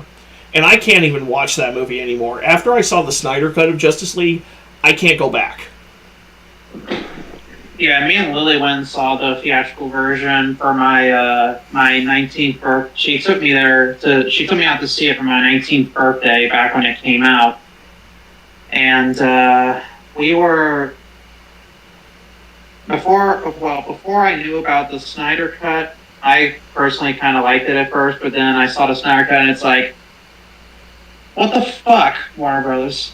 Yeah, I didn't mind the theatrical cut when I first saw it. I knew there was a lot of drama behind the scenes, but I didn't mind it. Now it's like, I can't...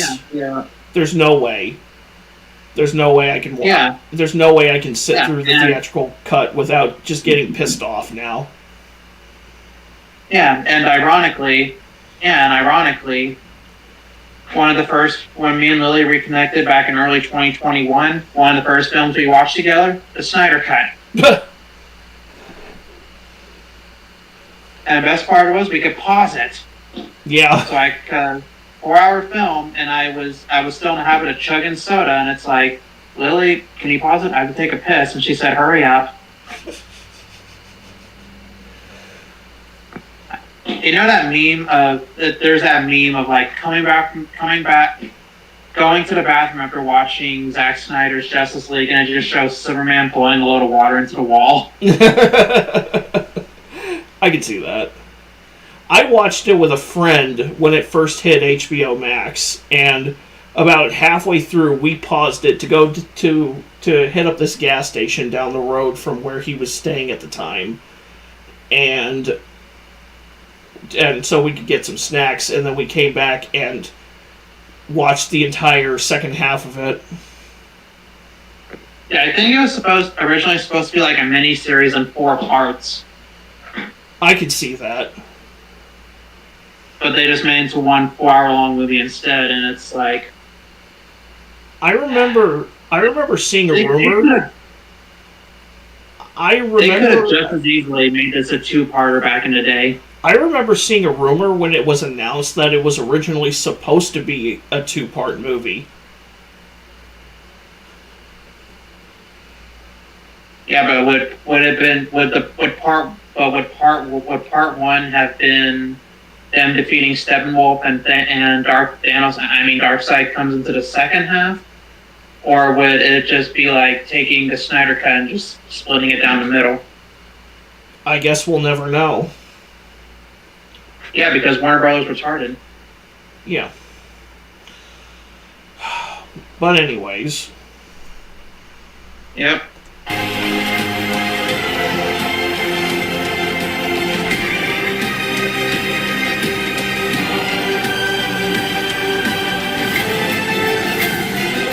Surely you can do better. There were 2 actors this person could have picked to play Darkseid, and they went with they went with at least one of them that would have been perfect. I could absolutely see James Earl Jones, at least in voice form, playing Darkseid.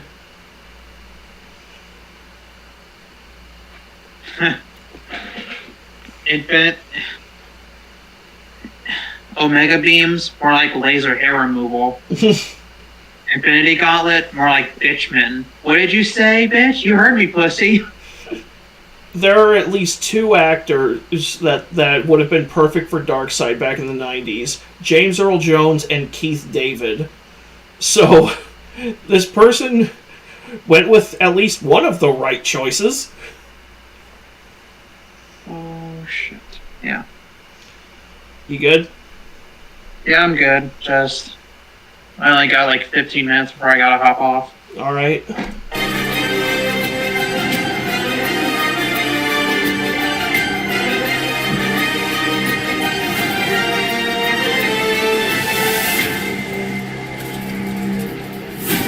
Finn.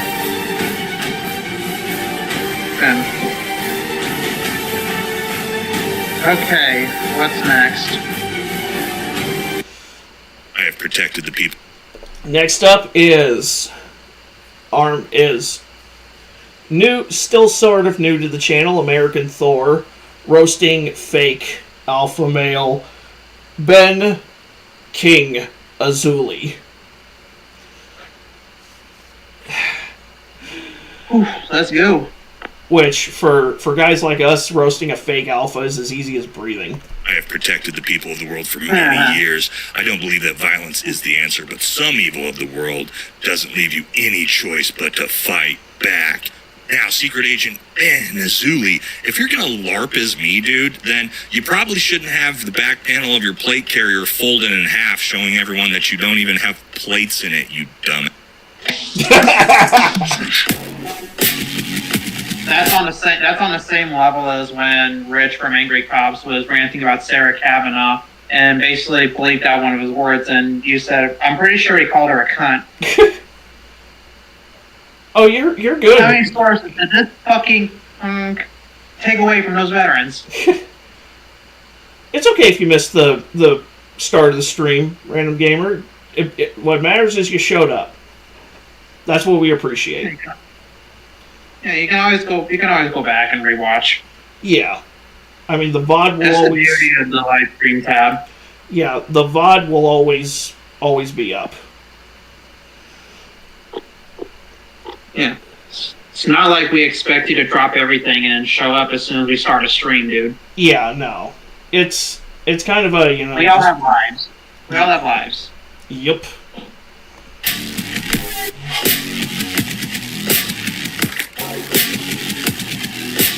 This third tier titty bar music just gets under my skin, dude. Bruh. Welcome back to American Thor, everybody, and we got a good one for you today. We are back with everybody's favorite fake alpha male, King Ben Azuli. Now, what has he been up to? For context, American Thor, also Nathan, is a former member of the U.S. Special Forces. Yeah, him and Rich should collab. Yeah. Oh god, if he gets any... but this is his second channel. He has another one. I think it's... I forget what it's called. But that main channel is for, like, fake military influencers. And then this channel here, American Thor, is for fake alpha influencers. Wouldn't that definitely count as stolen valor? I mean, depending on... Or like, the other one is also for, like, people who were in the military but have now spun their service off into a grift. Oh, yeah, about a month or two ago, you were ranting about that and wanted to stream. I think it was probably the stream where we were talking about Resident Evil 9 reveal, or the one before or after that. I can't remember. I've slept since then. All I know is that you grabbed a mic and you were going on about how if you use your service and it's used to be a cunt, it's invalid to me.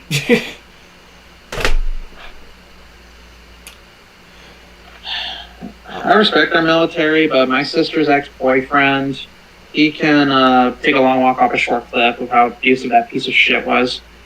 Fair enough.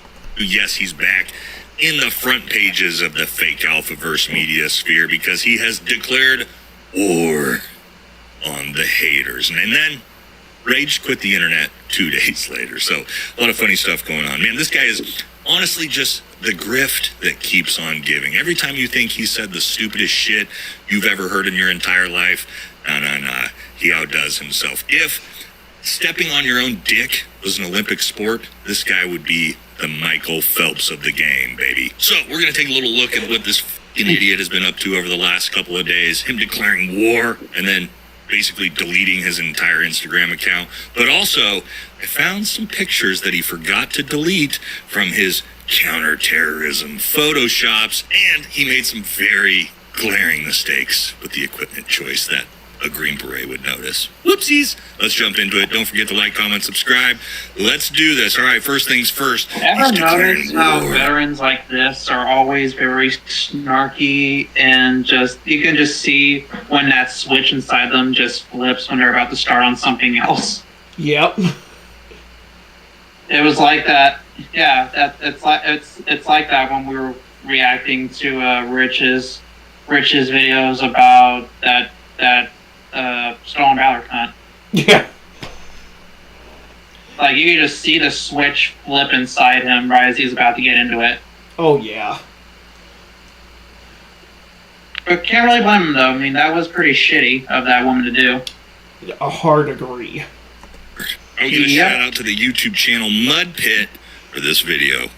It is the day that I'm going to absolutely change the internet. Now, Mr. Baba, obviously since you're in hiding, we know that you're a Baba Ganoush.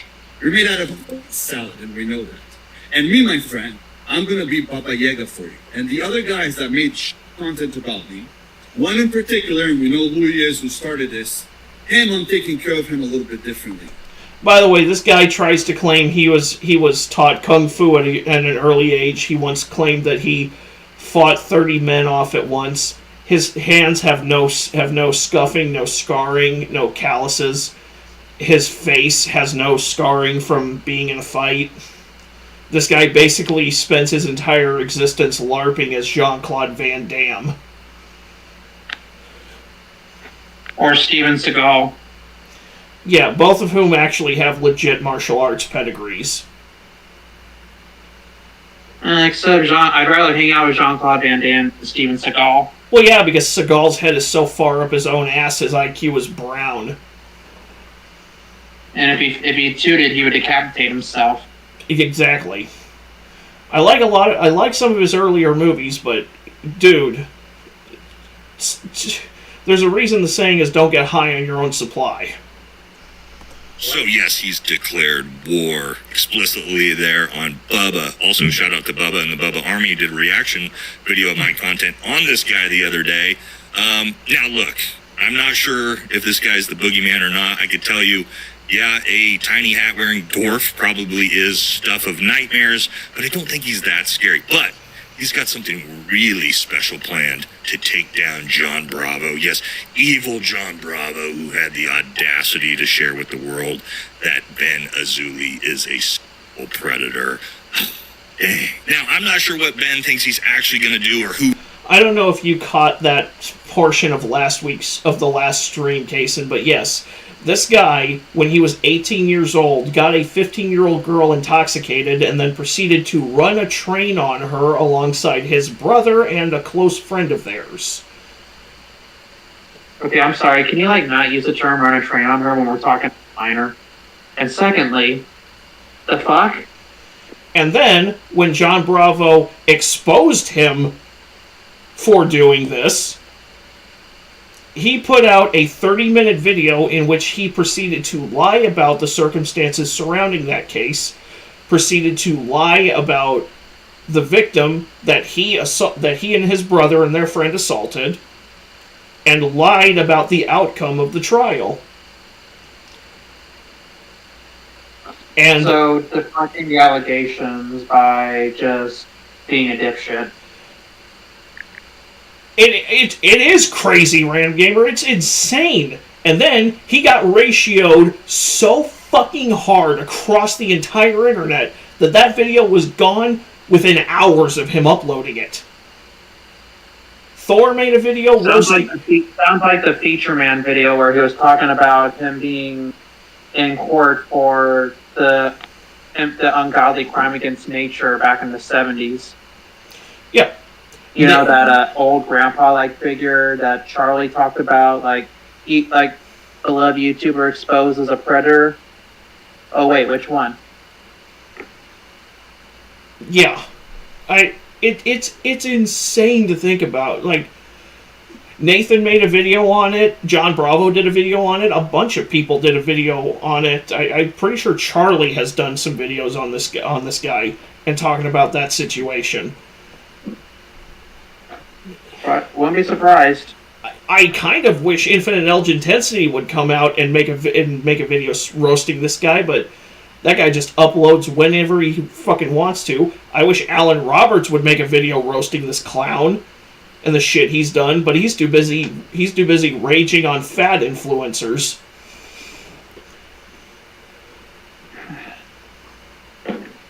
Who was it who caught EDP again while dressed as a cupcake? I forget their name. I think it was Gideon. You may be right. Gideon and someone else. And this was like not even that long after EDP quote unquote apologized. But yeah, TLDR, John Bravo exposed Ben Azuli for being a predator. So now he's like, oh, I'm going to war against everybody who talks shit about me. It's like, bitch, you are a 5'4" weasel who has to sport a fucking ZZ Top beard to hide your weak ass chin. What is it with all these Manosphere guys who have beards to mask their lack of a chin? This guy and Andrew Tate. Andrew Tate just looks like someone sent Smeagol through an AI generator and just typed in Jersey Shore. Yeah, create an image of Smeagol if he were a GTA 6 character.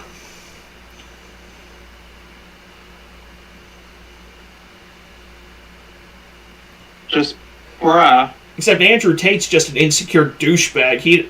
This Ben Azuli is an insecure douchebag with short man syndrome. Because he's 5'4". Yeah, 2.5 hobbits.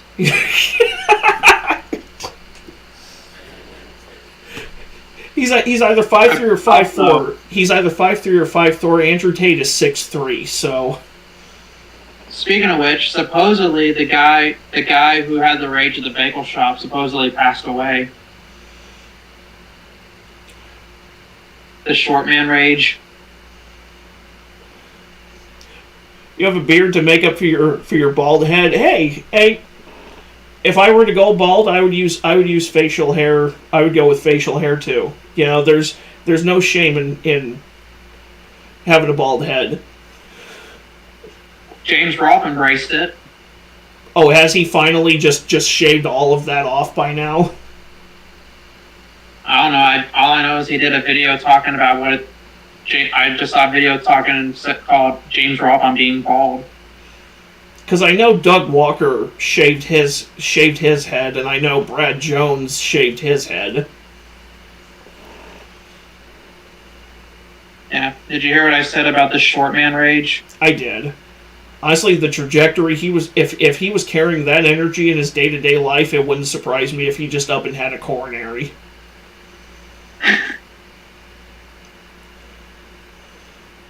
And there's nothing wrong with being short. That's why this other fake alpha dude, Wes Watson, insists that he's 6 foot or he's 6'1". He's 5'8". And there's nothing wrong with being shorter than 6 foot. I'm 5'8". These people all want to. I'm at least around the same height you are. It says he had a stroke and his left side is paralyzed. I can see that. But it's like these guys want to emulate all the big 80s action movie guys, and it's like Chuck Norris is 5'6". You never heard him complaining. You could still wipe the floor if your ass at 85. Yeah, at 85, still has muscles on his muscles.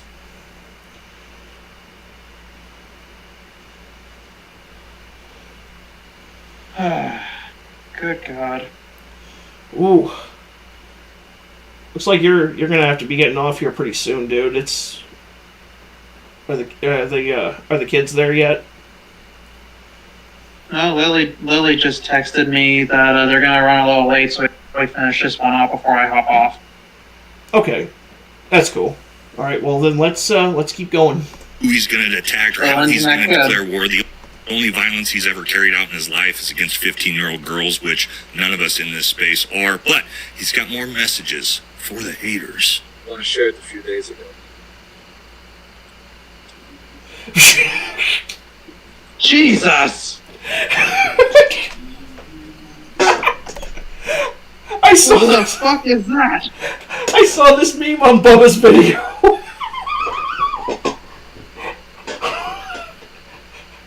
I saw this meme on Bubba's video roasting this guy. What the fuck?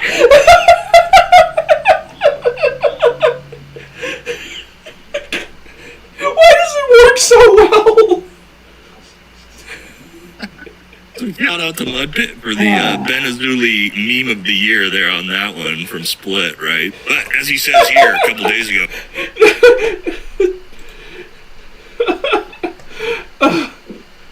Random Gamer says, "Damn, I think what you mean is Damn!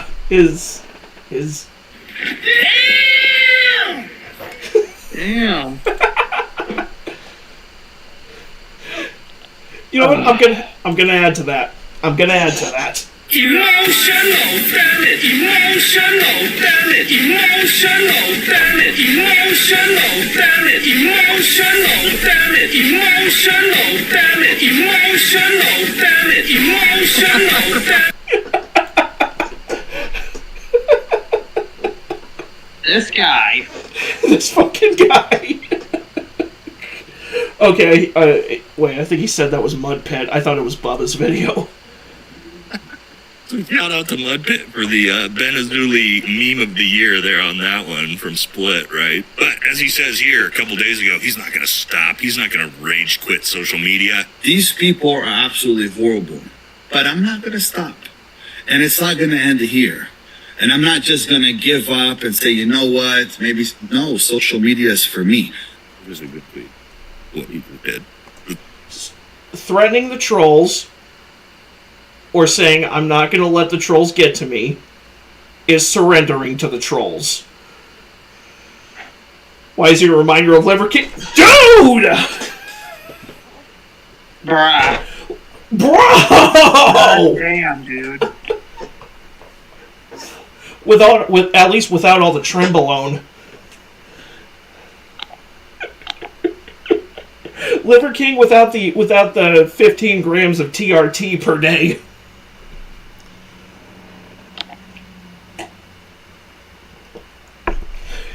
Jesus.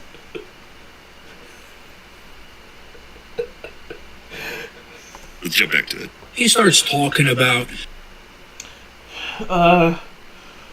when Mom says we have Liver King at home, dude!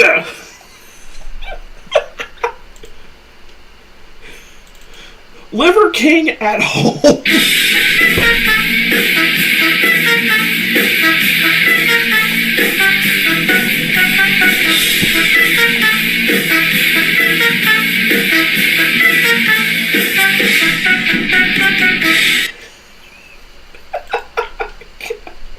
That's still a bus. That's still a bussin'. That's still a bussin'. That's still a bussin' rendition.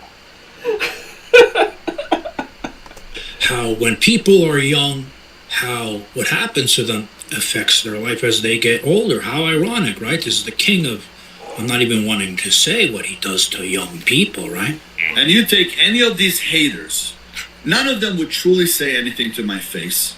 And if you ask them how their life was and how they ended up so fucked up, you will realize that something happened when they were younger. Time out, everybody. We've got a breaking announcement. Dude, that fucking hat. Bruh. I want that hat. Yeah, Lily just texted me something else, and it's a post on Facebook that says, "Her, I'm on the spectrum. Me, that's cool, but I don't care about your internet provider, babe." Okay, that's funny. And it's like, woman, I'm the one on the spectrum. You're just crazy. Oh shit, I put it on air. Your problem, not mine. Moving on. Announcement to make because Ben Azuli is calling out all his haters. I'm officially declaring myself here today Ben Azuli's biggest hater. Now, Ben, I can promise you I'm your absolute worst nightmare. But you said none of these haters would ever say anything to your face. So, Ben, I'm extending you here in this video an open invitation to come on my podcast and you can discuss with me your 10 years in a counterterrorism unit. How about that? You come, we sit down. Yeah, for those who missed the last one, this clown claimed that he spent 10 years working counterterrorism for the FBI. Oh, shit. Even though in his bio on his website it claims that he retired at the age that he retired from doing the average 9 to 5 at the age of 24. So you were in the FBI at 14? Guy. What the hell is wrong with you? Really? Hey, pal. You just blowing from stupid town? That classic meme of Patrick using the wrong end. But like I said, this guy just basically spends his entire existence LARPing as Van Damme. Van Damme? Except Van Damme has an actual martial arts pedigree and and does have a legitimate background as a professional fighter.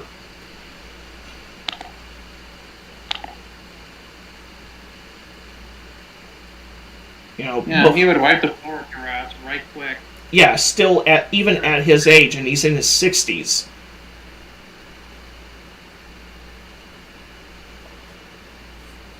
Yeah, let's try and speed this along. I only got like 5 minutes. Okay. Talk about your time in that counterterrorism unit. If you're interested in that, and before you say, I'm not going to come on some small podcast, oh, Benny, this is my second channel. This is a brand new channel. As you see this plaque back here, I actually have a large YouTube channel that does 50 times the views that your YouTube channel does, so it would be a great opportunity for exposure. All right, but just for context, dude, let's look at our YouTube channel side by side here. All right, King Azuli, almost 500,000 subscribers, super impressive. How are these views doing, dude?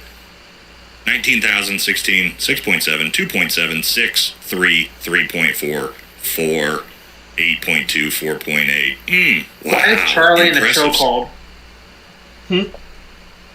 Why is Charlie in a chokehold? I guess it's a video of him crashing out over Charlie, making a video roasting him. So it's a really bad Photoshop. Charlie would have your ass on the ground in an instant, dude. I mean, I'm sure he and Charlie are about the same height, so... Actually, Charlie might be taller than him. Because I think Charlie is 5'6". Yeah, Charlie would have his ass on the ground in an instant. Considering he looks like the John Wick of South Florida.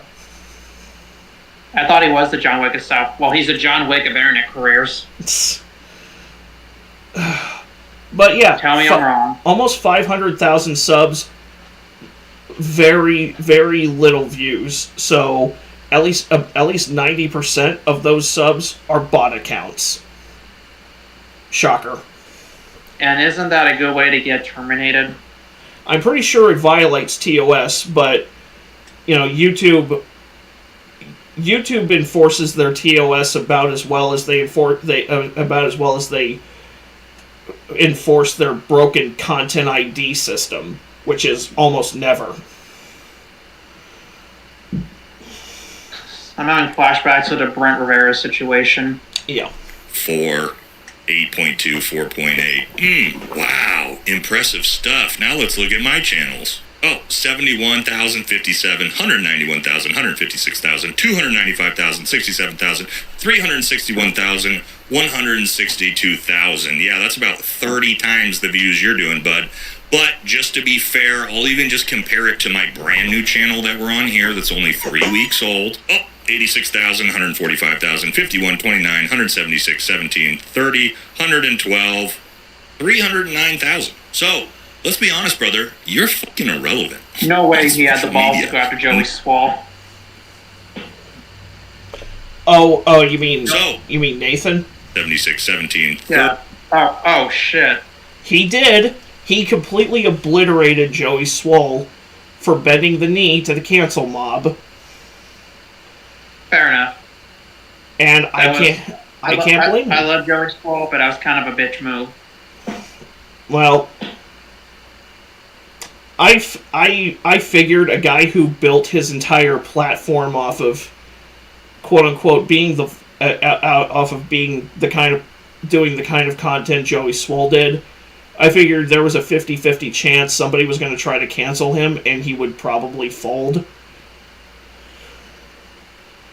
Well, you were right. And considering he's not as jacked as he is naturally, he is on TRT. I'm not even surprised.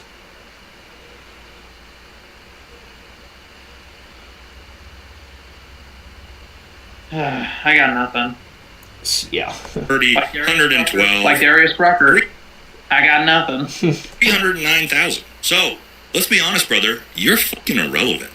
On social media, nobody's watching your shit. If you look at the videos I'm doing on you here, they're doing hundreds of thousands of views, Ben. And you haven't called me out. And other creators in the space are telling you to call me out. Here's Dubs. Timu James Bond. But Julie, you fucking idiot. Now you got a real life Green Beret on your ass. What is he gonna say now? Well, Ben, threaten the Green Beret too. Threaten him. Now, of course, there's no way this lion sack of shit would ever take that invite. He's not going to come sit down with a actual Green Beret who did counterterrorism for the last 10 years and try to spit that stupid shit when he doesn't know anything about counterterrorism in the space, as we already showed in our videos. But, again, we got to look at his Instagram page, because instead of actually carrying through on his war declaration, he just deleted almost everything off his Instagram. But he left some hilarious shit. Let's take a look.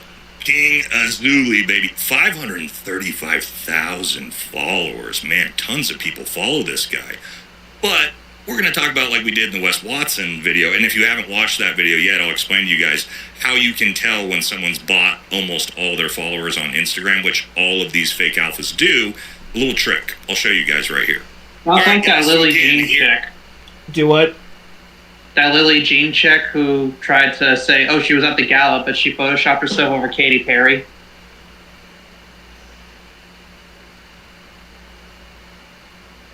Some chick named Lily Jean also botted her followers on Instagram, trying to make her seem more professional, but it's like... I'm pretty sure most How of did these... people- Huh? I'm pretty sure most of these so-called big-name influencers are have in excess of bot followers anyway. Yep. Hold on.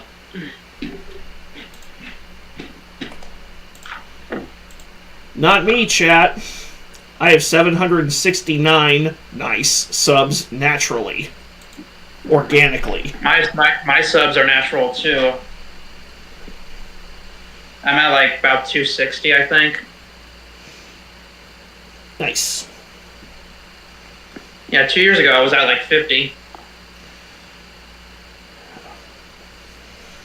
Just didn't upload for a long time because I didn't really have the means to properly record gameplay. Yeah.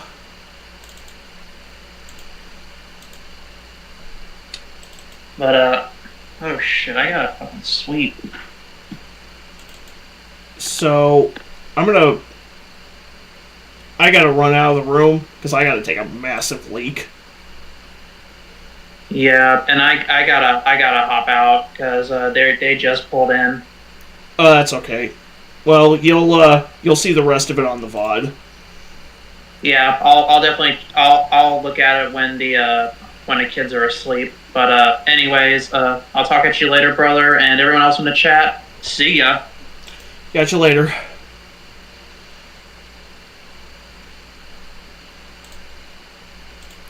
Okay, so yeah, I gotta take a massive leak. I am going to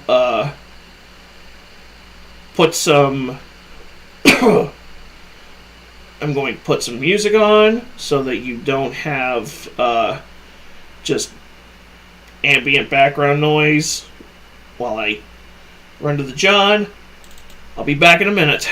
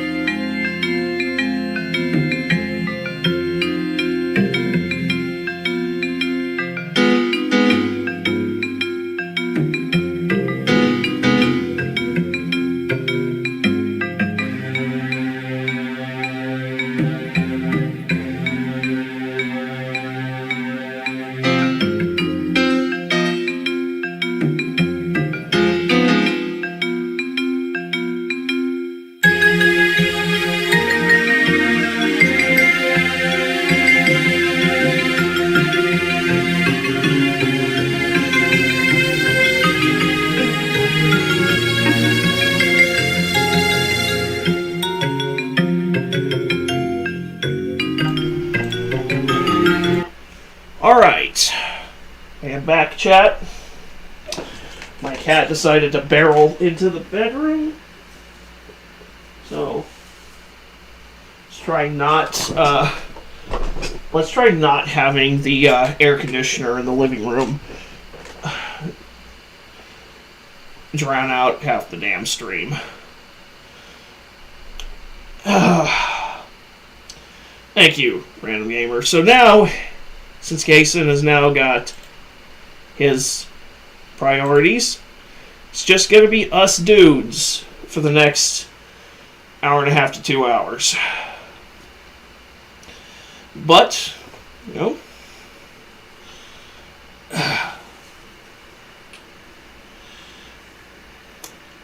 I really hate that my cat can't figure out if he wants to be in this room or out of this room. He's more indecisive than me. Whenever I'm on the Steam store or when I go to the used game shop or Barnes and Noble. But anyway, moving on. Here's how you tell that almost all these followers are purchased. You scroll down, you see the grid format, you move to the reels, you scroll down, and of course look at the view numbers. 2,000, 8,000, 75, 28, 13, 16, 52, 14. All right, so again, 500,000 subscribers, averaging 15 to 20,000 views per reel. Interesting. Again, I'll show you mine. All right, and again, I only have 20,000 followers. That's 1/25 of what old famous Azuli has. We'll scroll down to the real numbers. All right, outside of the brand new one, 50,000, 40,000, 62,000, 25, 45, 30, 302, 35, 60, 16, 24, 650. Ben, why is my Instagram channel that has 1/25 the followers of yours doing twice to 3 times as many views per post? That seems super weird, doesn't it, Ben? It's almost like all of those followers you purchased, and that's why they don't interact with your account. But they have to portray like they're famous and they have all these followers to get you to buy their coaching, to teach you how to be like them with this false bullshit facade, made up materialistic lifestyle that isn't real, as you see. But guys, there are some gems on this Instagram page that he left up because he thought made him look badass until a Green Beret came by to look at these. Let's take a look at this. Now, of course, he actually deleted almost everything off of his Instagram page going back to, what is this, April 19th. So he deleted, 4-5 months worth of content. And now he's a family man, as we see. Oh, he bought his mom this brand new car. I'm sure that car is probably rented. They put a bow on it. Good stuff, man. Oh yeah, because of course it was more than likely rented, because it's all a facade. It's not about the authenticity of this is the real life that I live. It's all about selling you an image. It's all about, you can have this if you buy my bullshit course, which is how all of these fake gurus operate. From Andrew Tate down to the lowest of the low, Wes Watson. Actually, no. Wes Watson makes... No, Ben Azzuli makes Wes Watson actually look famous, by comparison. Coke is something tasty. I drink Coke. But I never drink Coke by itself. What I do is I mix it with my eggs. No, you don't. Eggs are extremely, extremely healthy for you. Alright, cool. So he mixes his Coca-Cola with eggs. Yeah, sure, whatever. No, he doesn't. I can guarantee you he doesn't, because when he drinks it, it looks like he is drinking it for the very first time. There's no way in hell this guy does this on the regular. It looks like he just made this shit up on the spot. Also, it's very adorable to see him have a gun tucked into the waistband of his shorts. Considering this guy is a convicted sex offender. So what's the over-under of that being an airsoft pistol?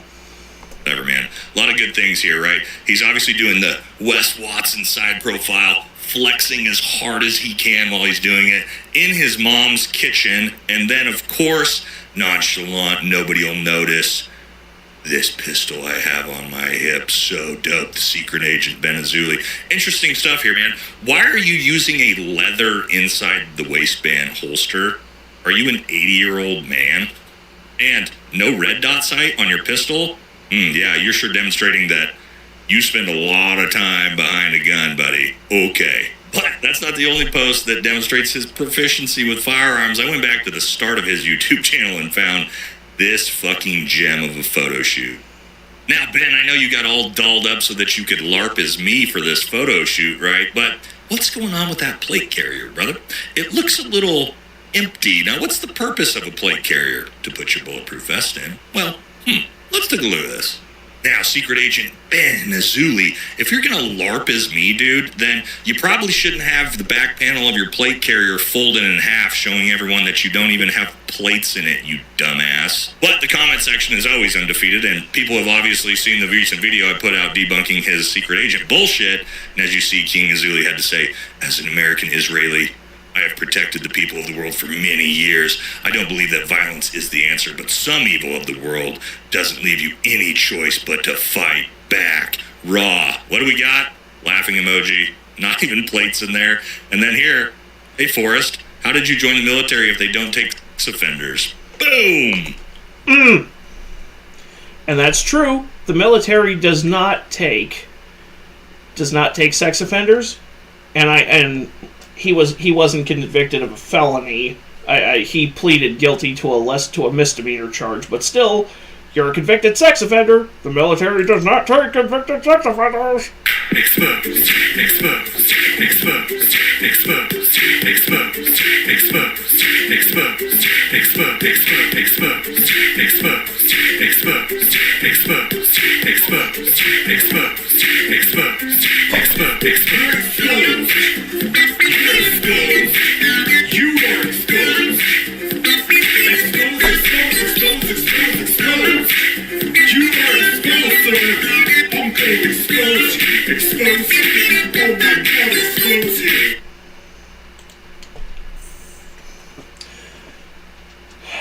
In the immortal words of Tim Allen, there is no sign of intelligent life anywhere.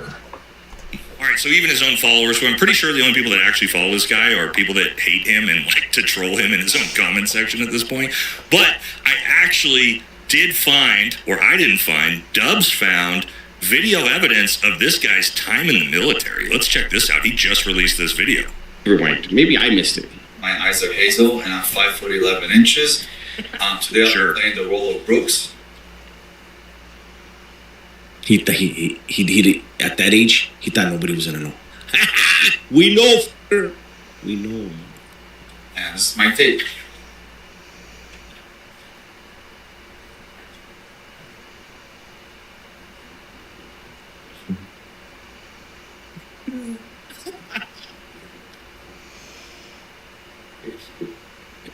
Did this fool go to an audition to be an extra?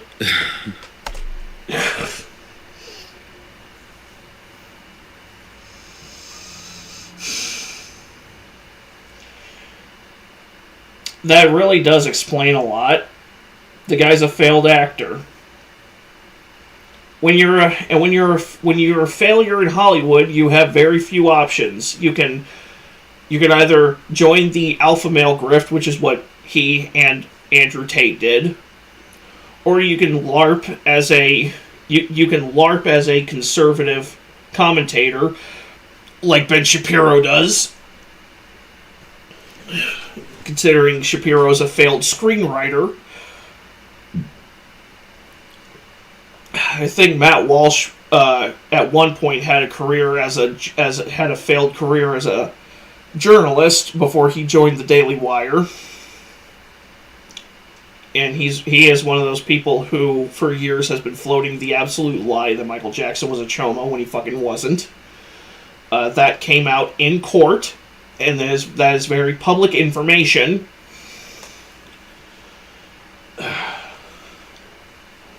So. Oh, hell no. Oh, hell no. Was this Dirty Dancing Part 5? So it all finally makes sense. The dude's a failed actor. That's all this bullshit is, right? There's no counterterrorism.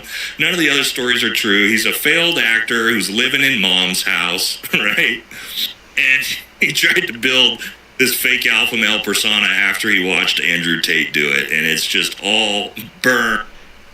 5 years after Andrew Tate popped off. What did he put? Was it 2020? Okay. I don't know. I'm not clear on when Andrew Tate popped off. I didn't really start looking into him until after his 2022 arrest.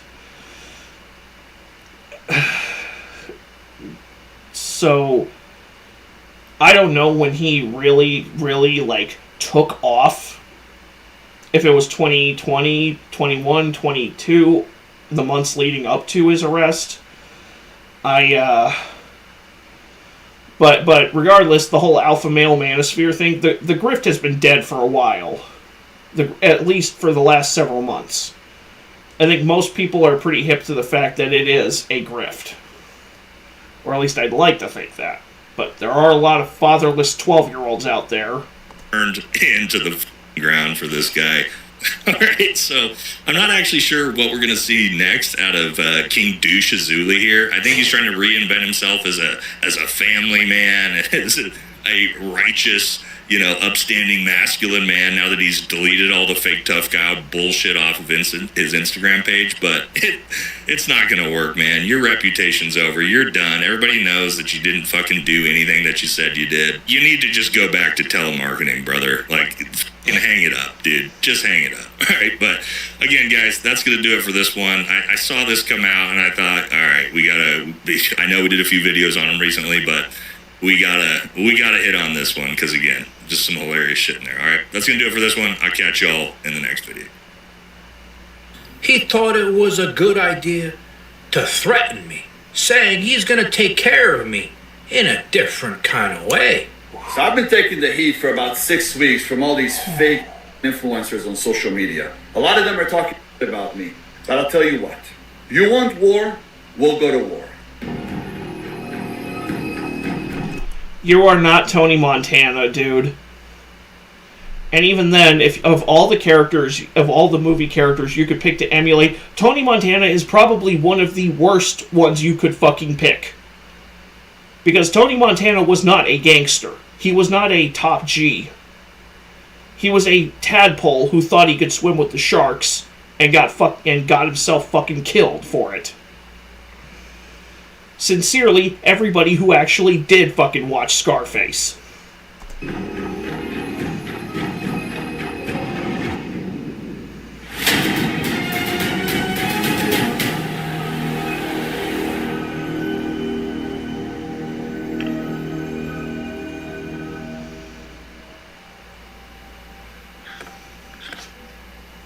Don't show me this asshole's face again.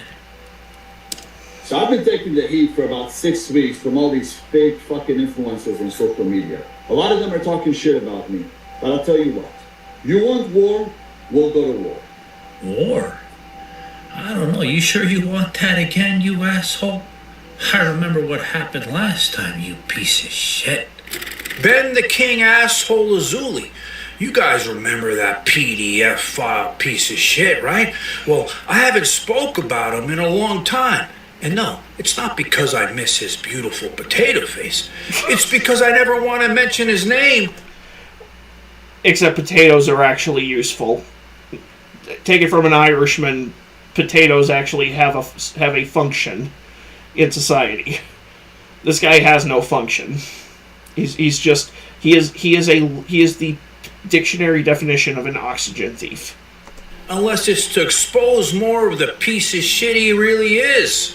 You guys remember how I exposed him and his fucked up brother's dark past and what they did to that little girl and all the other women that came in their lives after, right? Well, instead of refuting what I said because they couldn't, he decided to threaten me and tell me he's gonna take care of me in a different way. One in particular, and we know who he is who started this. Him, I'm taking care of him a little bit differently. Well, behind the scenes, he's been reaching out to podcast after podcast, big or small, it doesn't matter, because he wants me on so he can get some clout. But it didn't work because I said no to everybody. And because of that, now his plan is to challenge me to a cage fight. And I'm sitting there and I'm thinking, what does he want? Me to be the 31st man he beats off? That's the only way he could have taken on 30 guys at once without and walked away. Is that he didn't beat 30 guys. He beat off 30 guys. Exposed, exposed, exposed, exposed, exposed, exposed, exposed. He beat off 30 guys. Exposed, exposed, exposed, exposed, exposed, exposed, exposed. Get the fuck out of here. Wait until I show you this shit. I just love the way he and says you know what that. I love more than anything? Is that the broke people of the internet, you know who they talk about? They talk about me. Hey, you know, this guy's buff, he's got money, he's good looking, he's handsome. TRT. There's no way those muscles are natural. All you fake alpha guys are on are mainlining Trenbolone. And I seriously doubt that money is yours. I'm pretty sure that money is either your parents or it's either you're living off of your parents, just living at home, or you are living off of some kind of trust fund. You look like a trust fund baby. You smell like one. Probably. I've never been up close to you, but I can assume that you smell like one. All the women want him. He's cocky. Only if he pays them to be with him. He's arrogant. No. That's not a positive trait to have, dude. You're just upset that I made it. That's all. So after I exposed this asshole, right? Remember he made that bullshit explanation video, right? Which, if you take a look at his channel now, it's gone because he wants to, like usual, erase his past.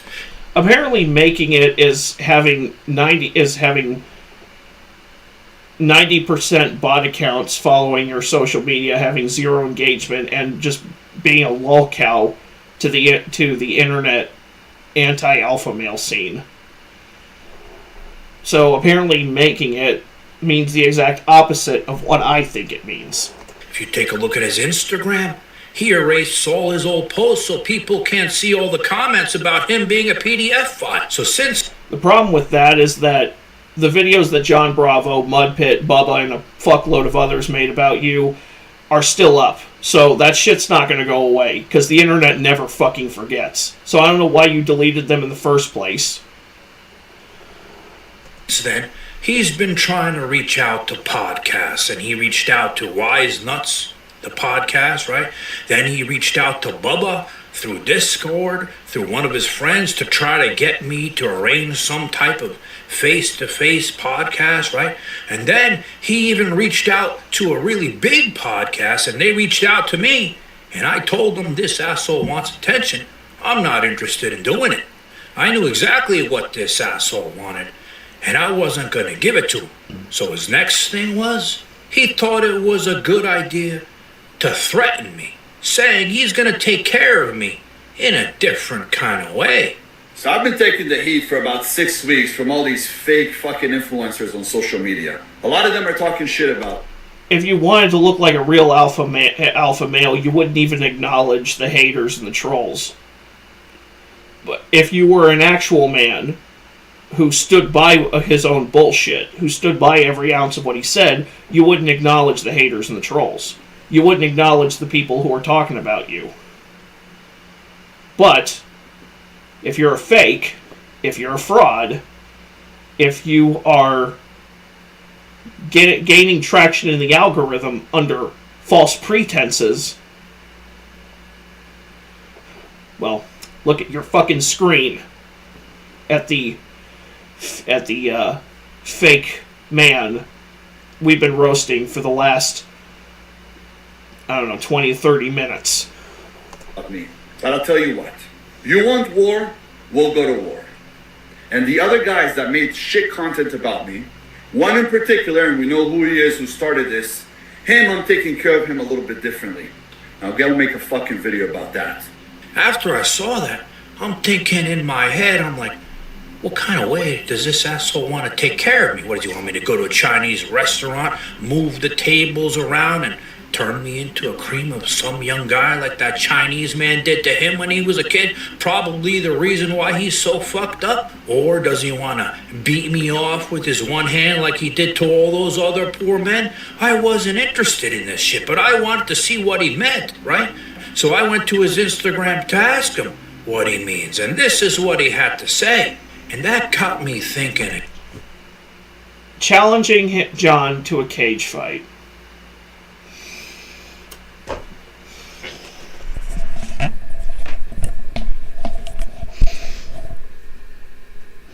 What the fuck would that prove? At this point, John has made several videos calling you a liar, a cheater, and a PDF file, and exposing you for being a PDF file. What would fighting him in a cage do to erase that? What would fighting him in a cage do to make it seem less true? The correct answer is nothing.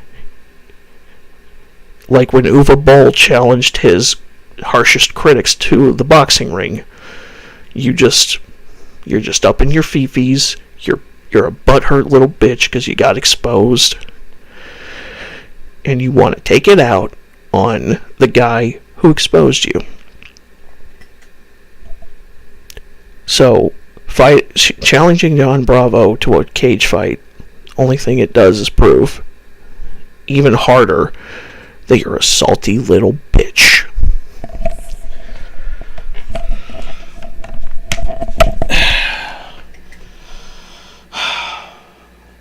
But we already knew that, of course.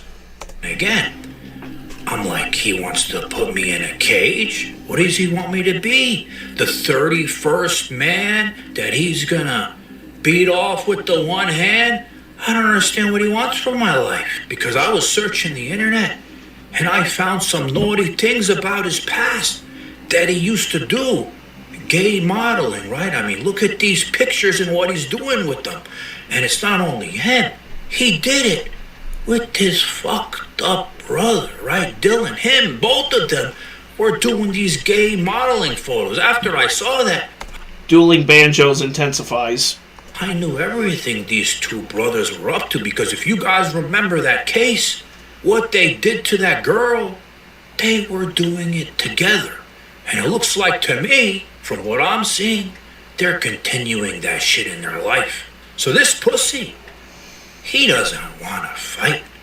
This is all a stunt for attention, for clout, because he just pulled the same old recipe, the same thing with that other guy, Ali. You guys know Ali? The guy who I thought this guy was. I didn't even know there were two separate guys, right? And look what he did with him to build it up on a podcast on a fake bullshit scripted fight. No, it wasn't to you. I'll tell you personally right now, I don't give a fuck who you are if you're gonna disrespect my religion. You hear me? Ali, you're a nice guy. But you're not speaking to somebody that will just let you speak this way, you know? What the fuck are you gonna do about it? I'm not gonna let you speak to me the way you wanna speak to me. Ali, if you have a personal problem with me, forget religion. Put religion aside. You know what? Fuck this shit, bro. What the fuck you talking about? Ali.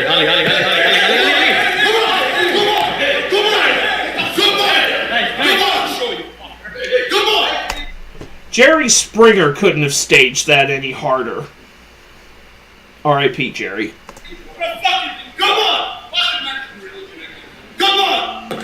Would you want to sit down with him one more time, maybe hash it out, or hash it out? This goes back to what I'm saying about these guys just LARPing as movie characters. No guy acts like this. No guy, like no actual guy talks like this, acts like this. These guys are they all just pretend they're characters in a movie. And it's a shitty fucking movie.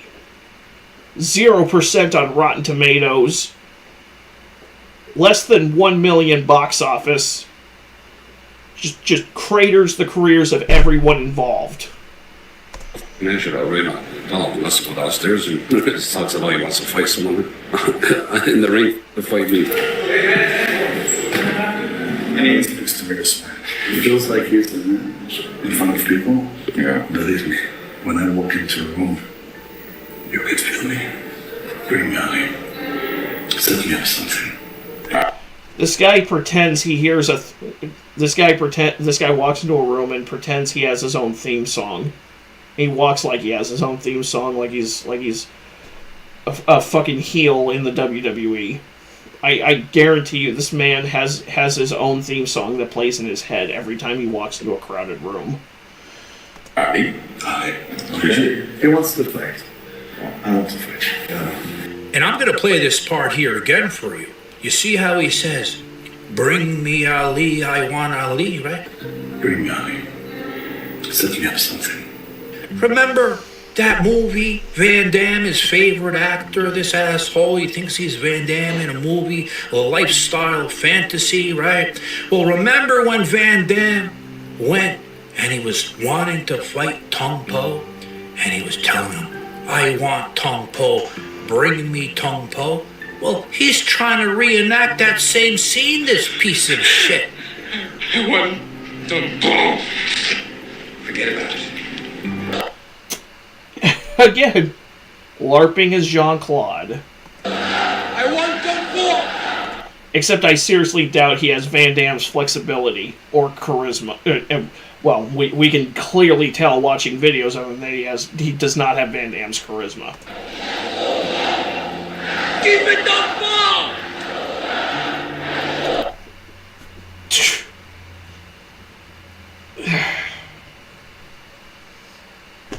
Van Damme on coke is a more charming person. Bring me Ali. Set me up something. So after that podcast, right, Ali and this Ben bitch, right, they tried, and they're trying to say that they arranged a fight in Dubai and they're getting all these people involved. Alright guys, Mr. Benozoli Yeah, I'm sure it's about as authentic as the Mike Tyson-Jake Paul fight.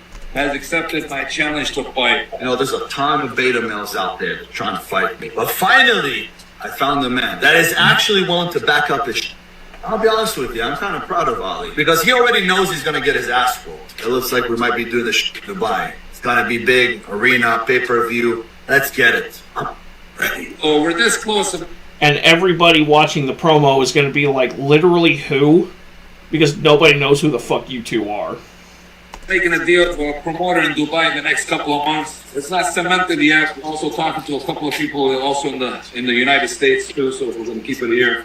It's all a bunch of bullshit because these two carbon copies of each other just want attention, and this is their way of doing it. And I knew he was trying to pull this shit with me, but it didn't fucking work. And this asshole, like I said, he don't want to fight. I took a step back and I jabbed him in the nose. What happened next definitely surprised me. Instead of fighting back, he started crying. He's flashing his guns online all the time. His ex-co-worker who worked with him in his bullshit business, that's a whole scam involved in that. That's a who worked with. Ooh. He's being funded by Devin, who's a real estate scammer and probably a pedo. He just tried to justify the rape on the phone, saying it was 17 years ago, and said the girl liked it. They were both disgusting. Oh, I mean, I didn't have to see that message to know he's disgusting, but... With him and his bullshit business, that's a whole scam involved in that. That's a... Ben and Dylan's company in Los Angeles is called Lawson Roofing. People should know not to work with them, in my opinion. So, that's where your money comes from. Story for another day. He told me he sparred with this dickhead, right? 30 seconds he couldn't last. He was crying because he has no fucking... Bro, he can't fight. I sparred with him and he quit instantly, saying he has cramps from dieting like 30 seconds in. Shocker, the guy who goes around puffing up his chest, acting like he's king shit of Turd Mountain, actually is a total bitch. What a bitch. Are you shocked? Because I'm absolutely shocked. 10 toes down shocked. On opposite day. Cardio. This man can't fight. He doesn't want to fight. He's just addicted to attention. And it seems to me that he doesn't care if it's good or bad. That's what kind of fucking asshole this is. So as I was saying earlier, I don't make a lot of videos on this guy or talk about him much because I don't want to give him what he really wants. And the only time I'll do it is when it's to expose the really bad things that him and his brother have done in their life. And let me tell you, I only hit the tip of the iceberg on what these two men have really done to women in their past, because men in the loosest term, because no man acts the way these two act. The stories I heard from the people that were closest to them. So the only time that this guy will get mentioned from my mouth is when it's to expose the bad shit he's fucking done. But you know what? If there was a fight, and if this was really gonna happen, for what you did to that poor girl, all the other women, right? You're not gonna want cameras around to film it for what I would do to you, you piece of shit. And I can tell you one thing, it's not gonna be to beat you off. Guys, thanks for watching. Please hit like on my video.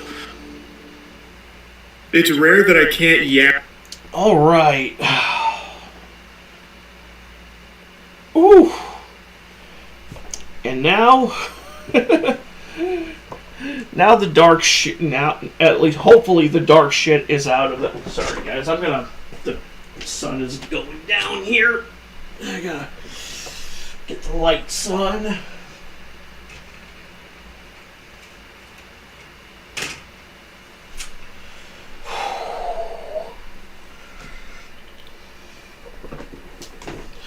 Alrighty.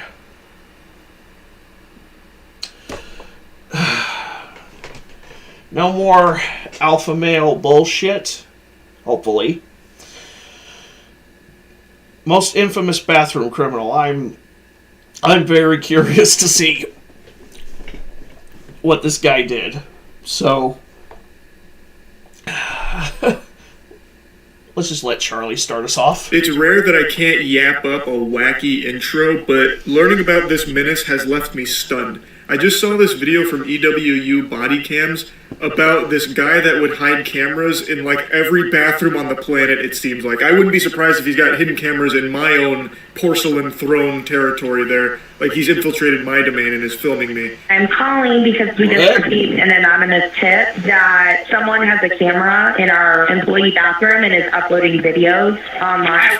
They still haven't raised my charges. What's our charges? You're not supposed to be judgmental to anybody's crimes, by the way. What the hell is even that? You're not supposed to be judgmental of crimes?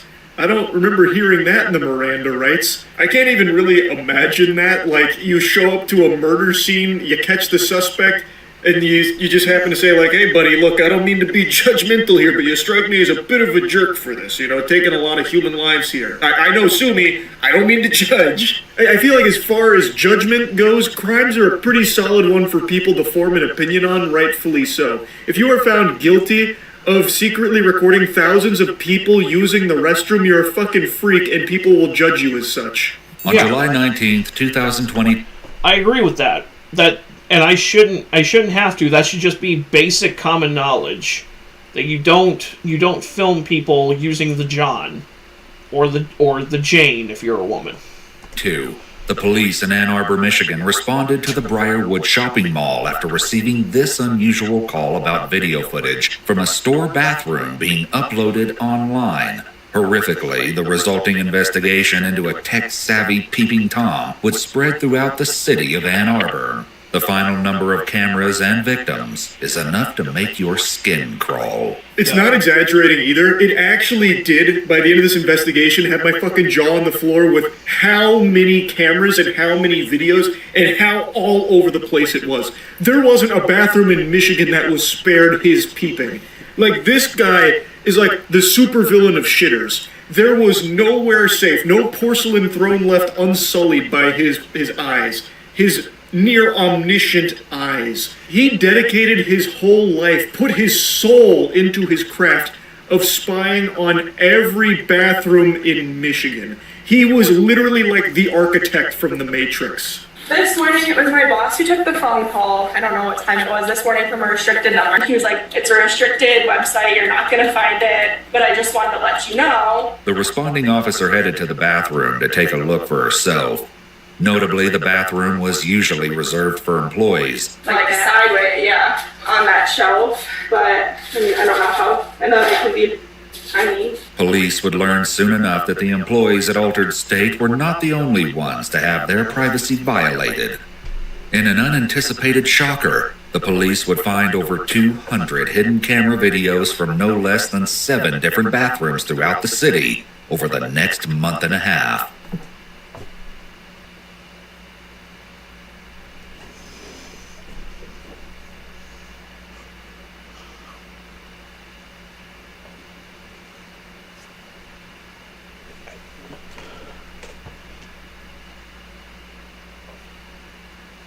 $200 videos from 7 cameras.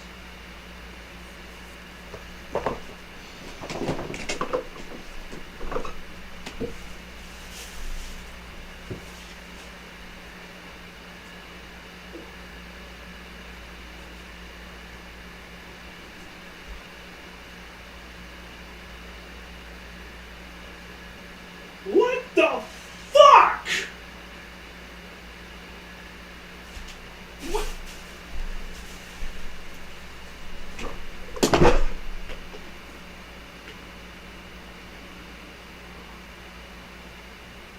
What the actual shit? No, literally.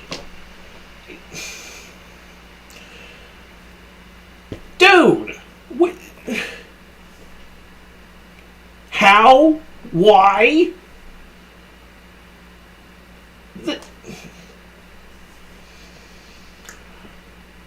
We better move on because I'm going to pass out. So this was the first domino to fall here that led them down this crazy trail. They found so many cameras and videos from this guy. It was like actually hunting Riddler trophies in the Arkham series. It was crazy. He violated so many people's privacy, spied on so many people, and it turns out this is only the tip of the iceberg because he actually has a previous case very similar to this and had in his possession 7,000 videos of unclothed or partially clothed individuals that he filmed without their consent. 7,000. That's more than like all of Markiplier's uploads since he started YouTube. That is an unbelievable amount. And that was in the course of 5 years from 2010 to 2015. We'll get to that here in a little bit. Huh? What the hell is wrong with you?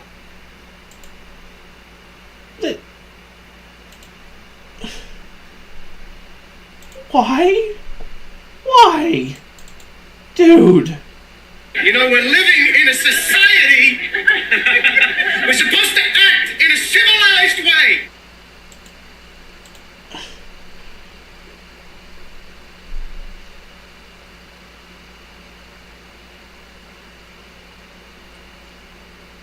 Jesus. But this guy's entire life has been dedicated to violating people's privacy. All were filmed without consent between January and July 2022. Horrifically, this included illegal images of children. The depravity didn't stop there.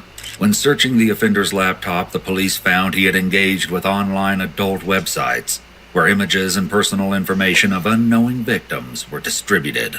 Police suspected the culprit intended to participate in such exchanges after they found additional images of the victims taken from social media downloaded to his laptop. Just when you thought it couldn't get worse. So, it's pretty clear he was also sharing these with other fucking evil creeps out there, and was even distributing personal information of the people that he would identify through these hidden cameras. So, from the sound of things, he would broadcast this onto restricted websites, and additionally, he also had illegal images of children. This guy is legitimate evil. Even though the anonymous caller believed the video he saw was a live stream, he could have been mistaken. The working theory was that the culprit could have put the camera up at the start of a shift and then taken it home to upload the footage. So, back to what started this whole trail of breadcrumbs that they followed was an anonymous caller tipped them off that at this altered state in this restroom, there was a live stream of people using that bathroom, of course being non-consensually filmed, and so officer went to the scene. Anonymous tip, that probably means somebody was monitoring the monitoring the live stream from a bot, from an anonymous account, and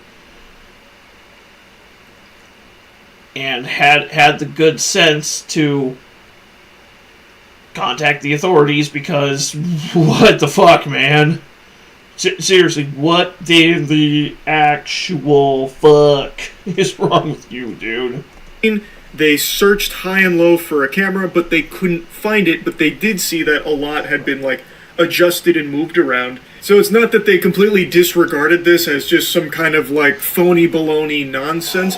It's one of those things where they started speculating, well, maybe it wasn't a live stream, maybe they had taken the camera home and uploaded the footage to those sites, and the caller was just mistaken, thinking that it was live. Something else the anonymous caller said prevented the current lack of evidence from stonewalling the investigation. The man fitting the caller's description was 36-year-old Eric Deshaun Morton. This was not his first run-in with police. But everyone said he was going to the bathroom a lot last night, and they thought that he just, was trying to not work. It seemed likely that Eric was up to something far more nefarious than just slacking. Yeah, jacking. This disgusting asshole has an entire history of doing shit like this. The anonymous caller was telling them about someone that could have been behind it, and the person they described fit this man's description. So they looked into him a bit. They were talking about how the previous night he was going to the bathroom a lot. I guess he drank way too much soda, so he just had the big-time pee-pee, a lot of urine in his bladder. But they speculated, this is probably when he was setting up the camera or tending to the camera. Especially when... Even if that's true, even if that could be true, I haven't, like him saying, I have an overactive bladder, or the excuse of, he's just slacking off. The amount of times he would have had to use the John during that time period, I would think would raise some red flags. Or am I wrong about that? I would think that would raise more than a few red flags. Because, man, I've had some shifts where I'm drinking like a fish, and I go to take a leak maybe 2 or 3 times for the whole shift. And when I say drinking, I'm drinking water. I don't drink, and I especially don't drink on the job. When the manager added that he made a habit of using the ladies' restroom rather than the men's room. When he was previously asked about this, Eric made the excuse that he used the ladies' room because it was stocked with gloves, which he said he liked to wear while he worked. A bulletproof defense right there. It's watertight, man. Or he could have just said he identifies as a chick. I'm sure Michigan, they wouldn't have questioned it. And rolled a 20 on the charisma check. That was impressive. So he had a habit of using the ladies' room, and his reason for it was, well, they have gloves there. I like gloves. Checkmate. Damn, his story checks out. This guy's good. After learning that Eric's son was present, the officers decided to uncuff him. They escorted his son outside to play and brought out some snacks to keep the child occupied while the search progressed. A pen camera containing a micro SD card was connected via USB. When going through one of the bedrooms, they found a small black bag containing more hidden cameras, some of which were like the pen camera found in the living room. Computer forensics experts discovered his stash of more than 200 secretly recorded videos of people using the bathroom. Unsurprisingly, the authorities didn't necessarily buy the excuse he used for the ladies' room being the really nice gloves that they have stocked in there. So they ended up getting a search warrant. They then arrived at his abode. He mentioned his son was there, so they brought his son outside to play while they searched the house. While searching, they found tons of hidden cameras. They even found a pin camera that was actively plugged into a computer. So you had all these like Mission Impossible doodads and gadgets, all of which used for surveillance, hidden surveillance. And they confiscated some packages and a lot of this for evidence. And then eventually, the forensics experts found his stash, which was 200... A camera and a pen, or a camera the size of a pen. That is some James Bond shit. That sounds like something Q would cook up over in the MI6 labs.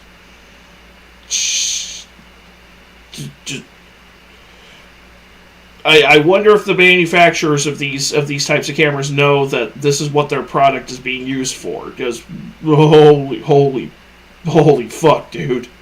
100 videos of people using the bathroom. Which, you know, maybe there's a perfectly valid explanation. Maybe he was just checking to make sure they weren't doing back-to-front wiping, because, you know, that in and of itself is a sin. Maybe he was just looking out for people's well-being, ensuring proper wiping technique, you know. Maybe there's a perfectly justifiable excuse that he was secretly recording all of these people. Authorities got an arrest warrant. They went to his other job at a hotel and arrested him there, which... surprisingly, was not his first run-in with the authorities. In fact, in 2015, he was arrested for very similar things. He'd previously been arrested back in 2015, coincidentally by some of the same officers. In May 2015, Eric was arrested after a woman caught him filming her through a peephole while she used a porta-potty. Further investigation revealed more of Eric's I'm sorry. A porta-potty? Number one, why are you filming people using the John anyway? But number two, why are you filming people using a porta-potty?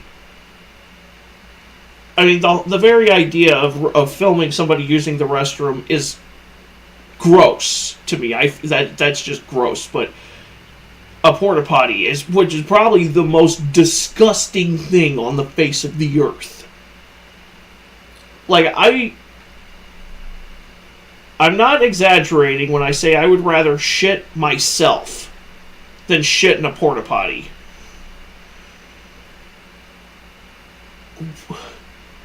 What?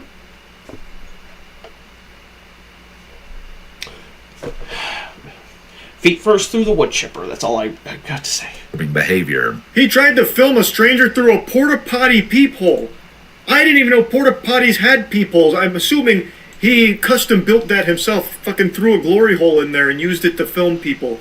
Or maybe he like built his own like sound stage that looked like a porta potty so it could film people. I don't know. It's fucking crazy though. The lunacy knows no bounds. And he would actually proudly post about shit on Twitter too. So like they bring up tweets here. Like the first one they show about him cleaning out his phone, and then he has the gall to say in Jesus' name. In 2022, Eric was confronted by a coworker who found a camera disguised as a phone charger in the women's restroom. It was plugged in and facing the toilet. Eric insisted it was a regular phone charger and fled with the device. Unsurprisingly, he was fired from his job. I'm assuming this footage they're showing comes from his Twitter, or maybe like he had a TikTok account where he's doing this loser shit like Naruto running while doing a 360. I have no idea. But it is unbelievable the links he would go to for this depravity. So he had a hidden camera phone charger, like this fucking crazy like spy gadget that he plugged into a wall outlet in the bathroom and had face the toilet. Like, you can't trust any household objects in Michigan while this guy was on the loose. I didn't realize technology reached the point where we could disguise phone chargers as hidden cameras. So good on the astute observer that happened to pick up on that and then confronted him about it, which of course he denied, and then he snatched it away and Naruto ran off into the distance. But like, it's just crazy. Like, there was nothing sacred in bathrooms across Michigan. You think that that's a skid mark in the toilet from a previous poop? Nope. Actually a hidden camera from Eric. You think your parents are actually your parents? Nope. Actually DARPA drones that Eric designed for the sole purpose of trying to convince you to go to the bathroom so they could spy on you for Eric's hard drive. It's unbelievable how many cameras he was setting up in bathrooms across the entire area. The case escalated to a whole new level when the police found an appalling 7,000 videos of unclothed or partially clothed people in Eric's possession.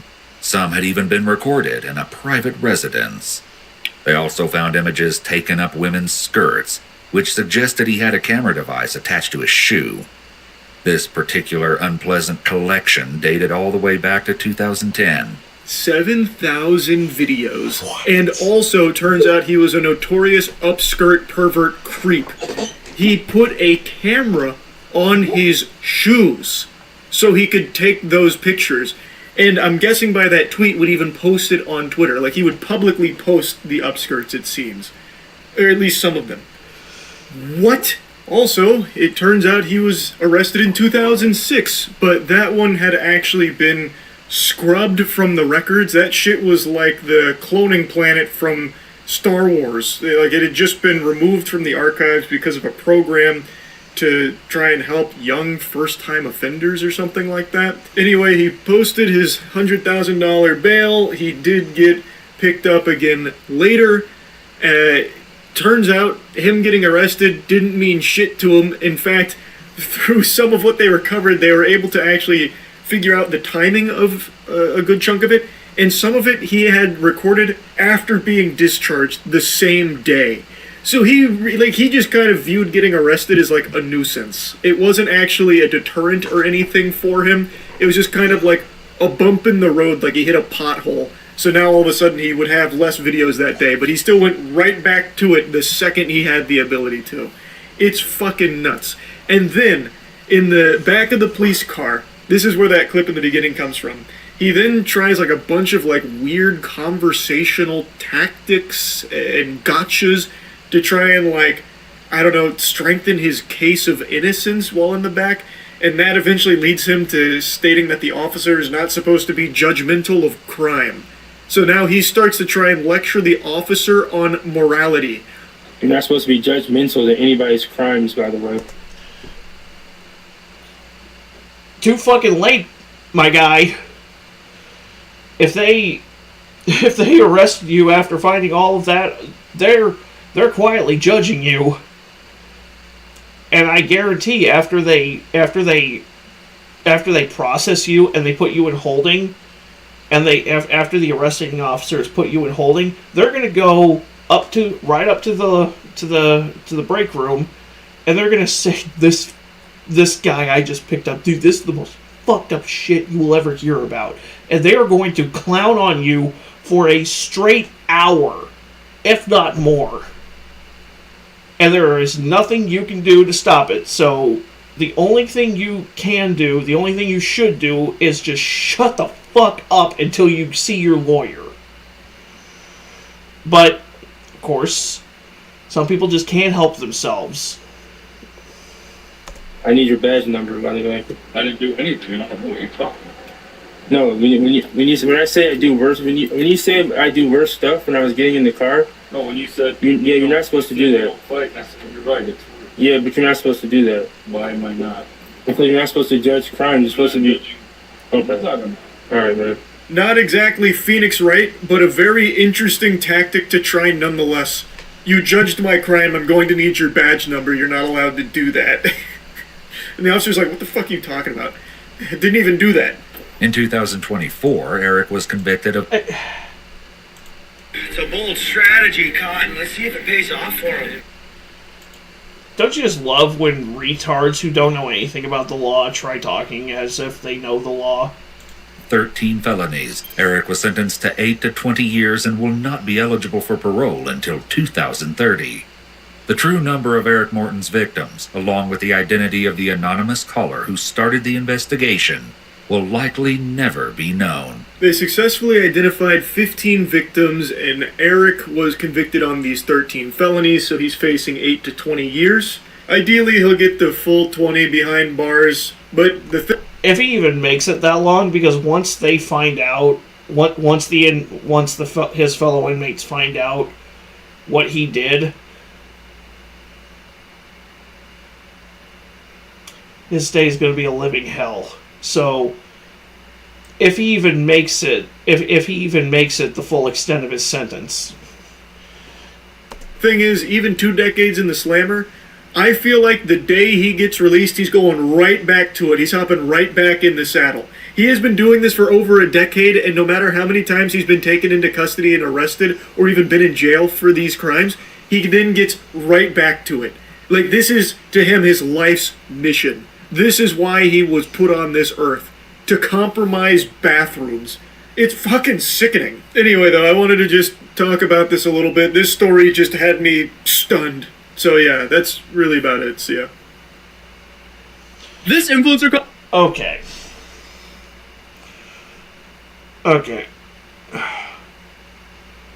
God, this is making my fucking brain hurt. Okay. I got one more video in me before I gotta hop off tonight because I gotta walk my dog and I gotta go to bed early, get up early, and go to work early. So, if you've stuck around this far, I appreciate you very much. And, yep, let's just get into this next video. Jumping back to our guy, Atosi. Influencers arrested for a $15 million fraud scheme. What? Influencers committing fraud? Well, imagine my shock.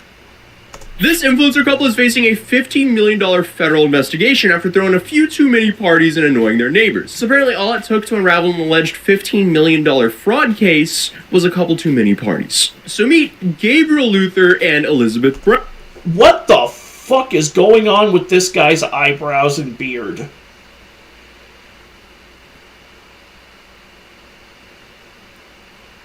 What the fuck is going on with you? Look, it looks like trash Barbie and Ken. Bro, there is not a filter in the world that is gonna fix that fucked up look. Brown, a fascinating looking couple who moved into a 9,000 square foot mansion in a very small and quiet community. This community is Eden Prairie in Minnesota, which essentially is a very low-key wealthy area where the biggest drama that happens there is someone forgets to mow their lawn this week and therefore the HOA starts attacking them. So when this new interesting looking couple moved right in next door and they're... I don't know why you would want to move into any neighborhood, especially one with an HOA. If I had that kind of money, I would just move out to the... I would just buy a ranch and just live on that instead of dealing with neighborhood Karens. But that's just me. Their 9,000 square foot McMansion and started hosting parties pretty much every single night with 200 people at a time. And it wouldn't be no 9,000 square foot building. It would be at best 500 to 600 square foot, because you don't need that much to live off of. Most of the attendants were just young women. People started going, what's going on here? And one of these people were apparently Sue Donkersgood, a woman who lived across the street and is the, I guess, the queen of the HOA, or the president of the community. Oh my gosh. It was crazy. A cinematic video of one of... See, translation, the neighborhood Karen. That doesn't justify these people being a complete nuisance to their neighborhood, but the head of the HOA is typically just the neighborhood Karen. One of the ragers held at the mansion across the street brings Sue Donkergood back. There's the money. They had the big chunks. Does this video make you miss your neighbors? Gosh, no. Back to the wild times on quiet Welchers Way in Eden Prairie, before filter-loving couple Gabriel Luther and Elizabeth Brown were charged in federal court. So I guess any normal person would call her the neighborhood Karen. I feel like anyone who lives in an HOA neighborhood probably has an HOA Karen. You see, in my case, I get in trouble sometimes because, one, either I forget to roll in my trash cans early enough, or two, I don't hide them well enough behind my house. So I've been fined multiple times for that. But my trash can negligence is nothing compared to throwing ragers that last all night with 200 people in a small, quiet neighborhood. And it gets a little bit more odd because apparently a bunch of the women who were there at the parties, they were all wearing wedding rings. And when asked, hey, who are you with? They'd say, oh, we're married to Gabriel. And it's not one, not two, not three. No, he had a whole harem of women who were all married to him. So Sue thought something was off here and decided to report him to the police. And in May of 2019, police actually started getting tips of what could be happening in the house on Welter's Way. What in the polygamistic hell? He's either a that just makes me think you're either a polygamist or a pimp. First call actually came from a manager at a local hair salon, where apparently the manager did the hair of multiple of these women, but they were dressed very odd. They were kind of dressed like they were going to go to a nightclub, but it was 10 in the morning on a Tuesday. And then he noticed that the elder woman there, she was basically making all the decisions for the younger women. So the hair salon manager kind of got a weird vibe from all of it and thought, hey, maybe there's some trafficking going on here. And that's why he reported it to authorities. And then there was another person who talked to the authorities because he did some work on their house and he found a whole lot of fascinating things in the basement, including a grotto-style hot tub in the basement, a massive shower that could fit like 12 people plus, and then apparently there was like a clear like looking window so someone could sit and watch people in that shower. So not your normal house modifications, to put it. What? What?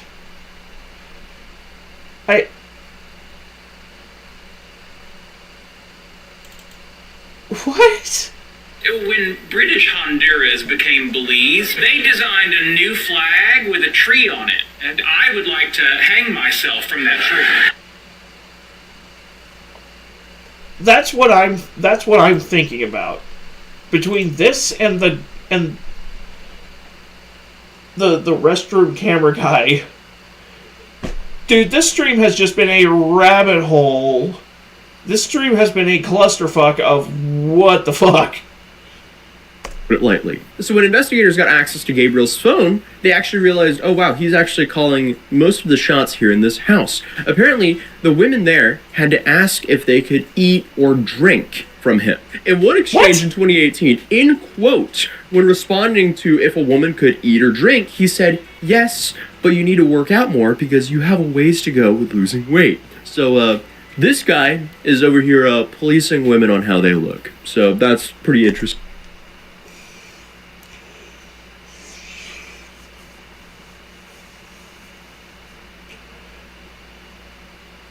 Looking like that should be should be considered a felony.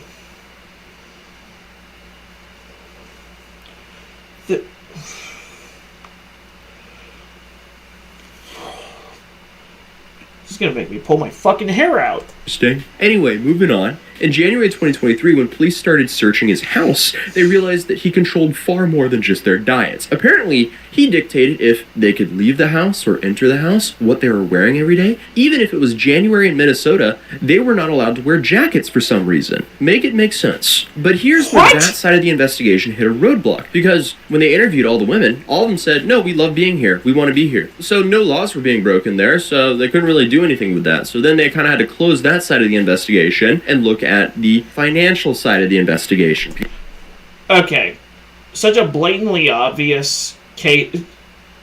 It sounds like trafficking to me. Such a blatantly obvious case. This is one case. This is one of those scenarios where might not be such a bad idea to have a cop that kind of, steps over the line. Wink, wink, wink, wink, nudge, nudge. But, that's just me. Because that's where things still did not make sense. Because in just 6 months between July to December of 2021... I'm not advocating renegade police. I'm not advocating for vigilante justice. I'm not advocating for vigilante cops. I'm just saying, sometimes common sense kicks in, but we're supposed to just ignore our common sense because we delude ourselves into thinking it makes us more humane. Gabriel, he received $1.3 million, which is, that's some good money. Very good money. But how did he spend it? Well, mostly on gentlemen's clubs. He spent over $100,000 a month on gentlemen's clubs, $30,000 a month on restaurants, $5,000 a month on Tinder. How do you even spend $5,000 a month on Tinder? I thought they only had like a premium subscription thing. I've been in a relationship for like 8 years, so I haven't been out here in the trenches. So someone fill in the gaps for me on how that is even possible. If you get the subscription stuff, you get so many super likes a week, but you can also purchase in addition to that. Oh, no way. Okay, so this dude right here is paying to have this face blasted in front of women's phones in Minnesota. Prayers to all of you guys out there. Yeah. While that kind of spending is unusual inherently, there's nothing... If I were a woman and I saw that face come across my stream, or come across my screen, let's just say, down there would turn into Death Valley in the amount of time it takes a person to blink. But again, that's just me.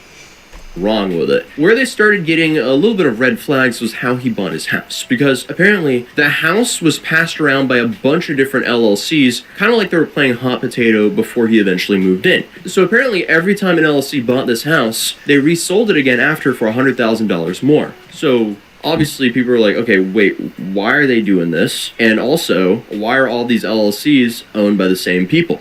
AKA the people we're talking about here today. But at least now we have a picture of some of the spending here, but where is the money coming from? Well, that's where Golden Victory Medical joins the party, because that's apparently his company. And you see, there's some pretty interesting numbers here, because in 2019, their first year of operation, they filed over $16 million in claims with Medicare, Medicaid, and private insurance companies. They actually received over $4 million in payouts. So at this point, Elizabeth and one other nurse were the only people actually doing services here. And it gets a little bit more interesting because Elizabeth alone was credited with 28,000 patient visits just that year. So she's a busy woman, to put it lightly. And I mean, just to put it into perspective, that means if you don't have any weekends and you work 24/7, you essentially see 76 patients every single day. But let's be real, if you've ever done any healthcare in the US, you would know that it's definitely not that streamlined, that's for sure. But I guess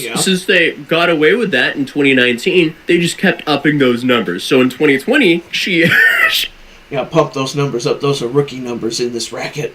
She reached 450 patients every single day. I didn't mean that much! Holy shit, dude. So, apparently Elizabeth is the greatest healthcare provider or single healthcare provider in all of America, because no one else can even put up numbers like that. And it gets even more confusing when you look at December of 2020, because in 3 days, she provided healthcare to 204 patients. The only problem is, if you look at her calendar, she was in Vail, Colorado then, at a resort. So apparently she saw 204 patients at her normal facility in Minnesota from Vail, Colorado. Does anyone see a problem here? I don't know. I guess she's just a really high performer. And at some point, Gabriel... Or she has Hermione Granger's little hourglass gimmick from Prisoner of Azkaban, where you see your patients, and then you spin the thing, and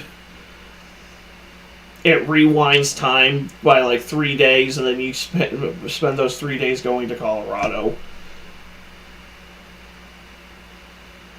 Of course, that's not what's going down here, but... Elizabeth actually hired a real CEO to come in and like run their business, and it didn't take them long to realize that over 68% of all the healthcare provided was fraudulent. So over 4 years here, you had about $14.7 million that went into GVB's business accounts, and $9.6 million of that got transferred directly into Gabriel and Elizabeth's personal accounts. And then, after 6 years investigation prompted by reports of concerned neighbors, federal prosecutors finally decided to indict Gabriel and Elizabeth for wire fraud and conspiracy in connection with allegedly stealing $15 million through healthcare fraud. So according to KARE 11, the indictment says at least 3 other women who lived in the house helped carry out the scheme, but only Gabriel and Elizabeth actually profited from it. So he allegedly had his side biddies committing fraud with him. Interesting. Both were arrested in Las...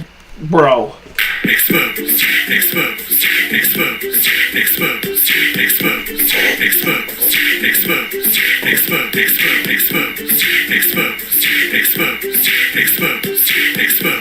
exposed, exposed, exposed, exposed, you are exposed. Exposed, exposed, exposed, exposed, exposed. You are exposed, sir. I'm gonna expose you. Expose you. Oh my God, expose you. Exposed, exposed, exposed, exposed, exposed, exposed, exposed, exposed, exposed, exposed, exposed, exposed. It's time for some exposure. Some exposure. Exposure. Exposed myself to you. To you. E-X-P-O-S-E. Exposed. Exposed. Exposed. No, I'm... No, I was gonna try to do a little dance there, but you know what? This is just... It's too late. My brain's too fucking fried to even come up with a clever dance. Then I can't dance to save my fucking life.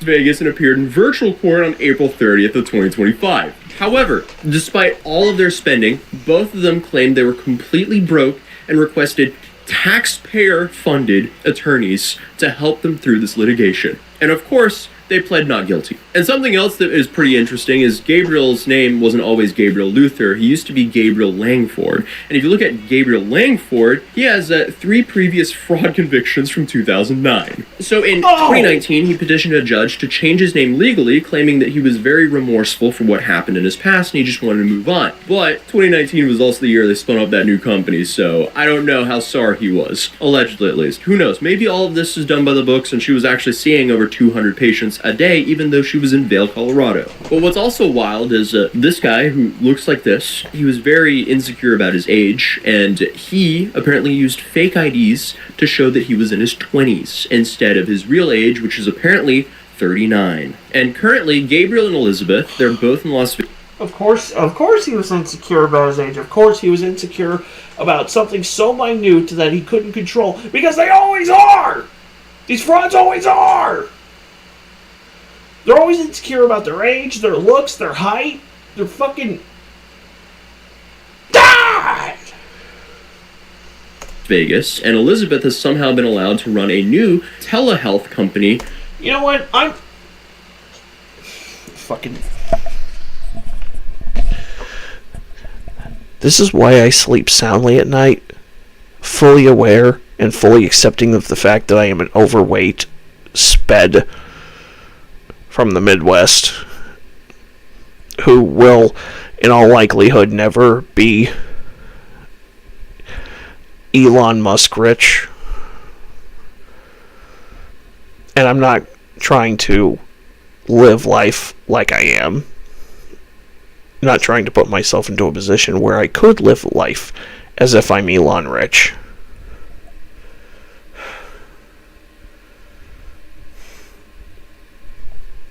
Your IQ is brown, dude.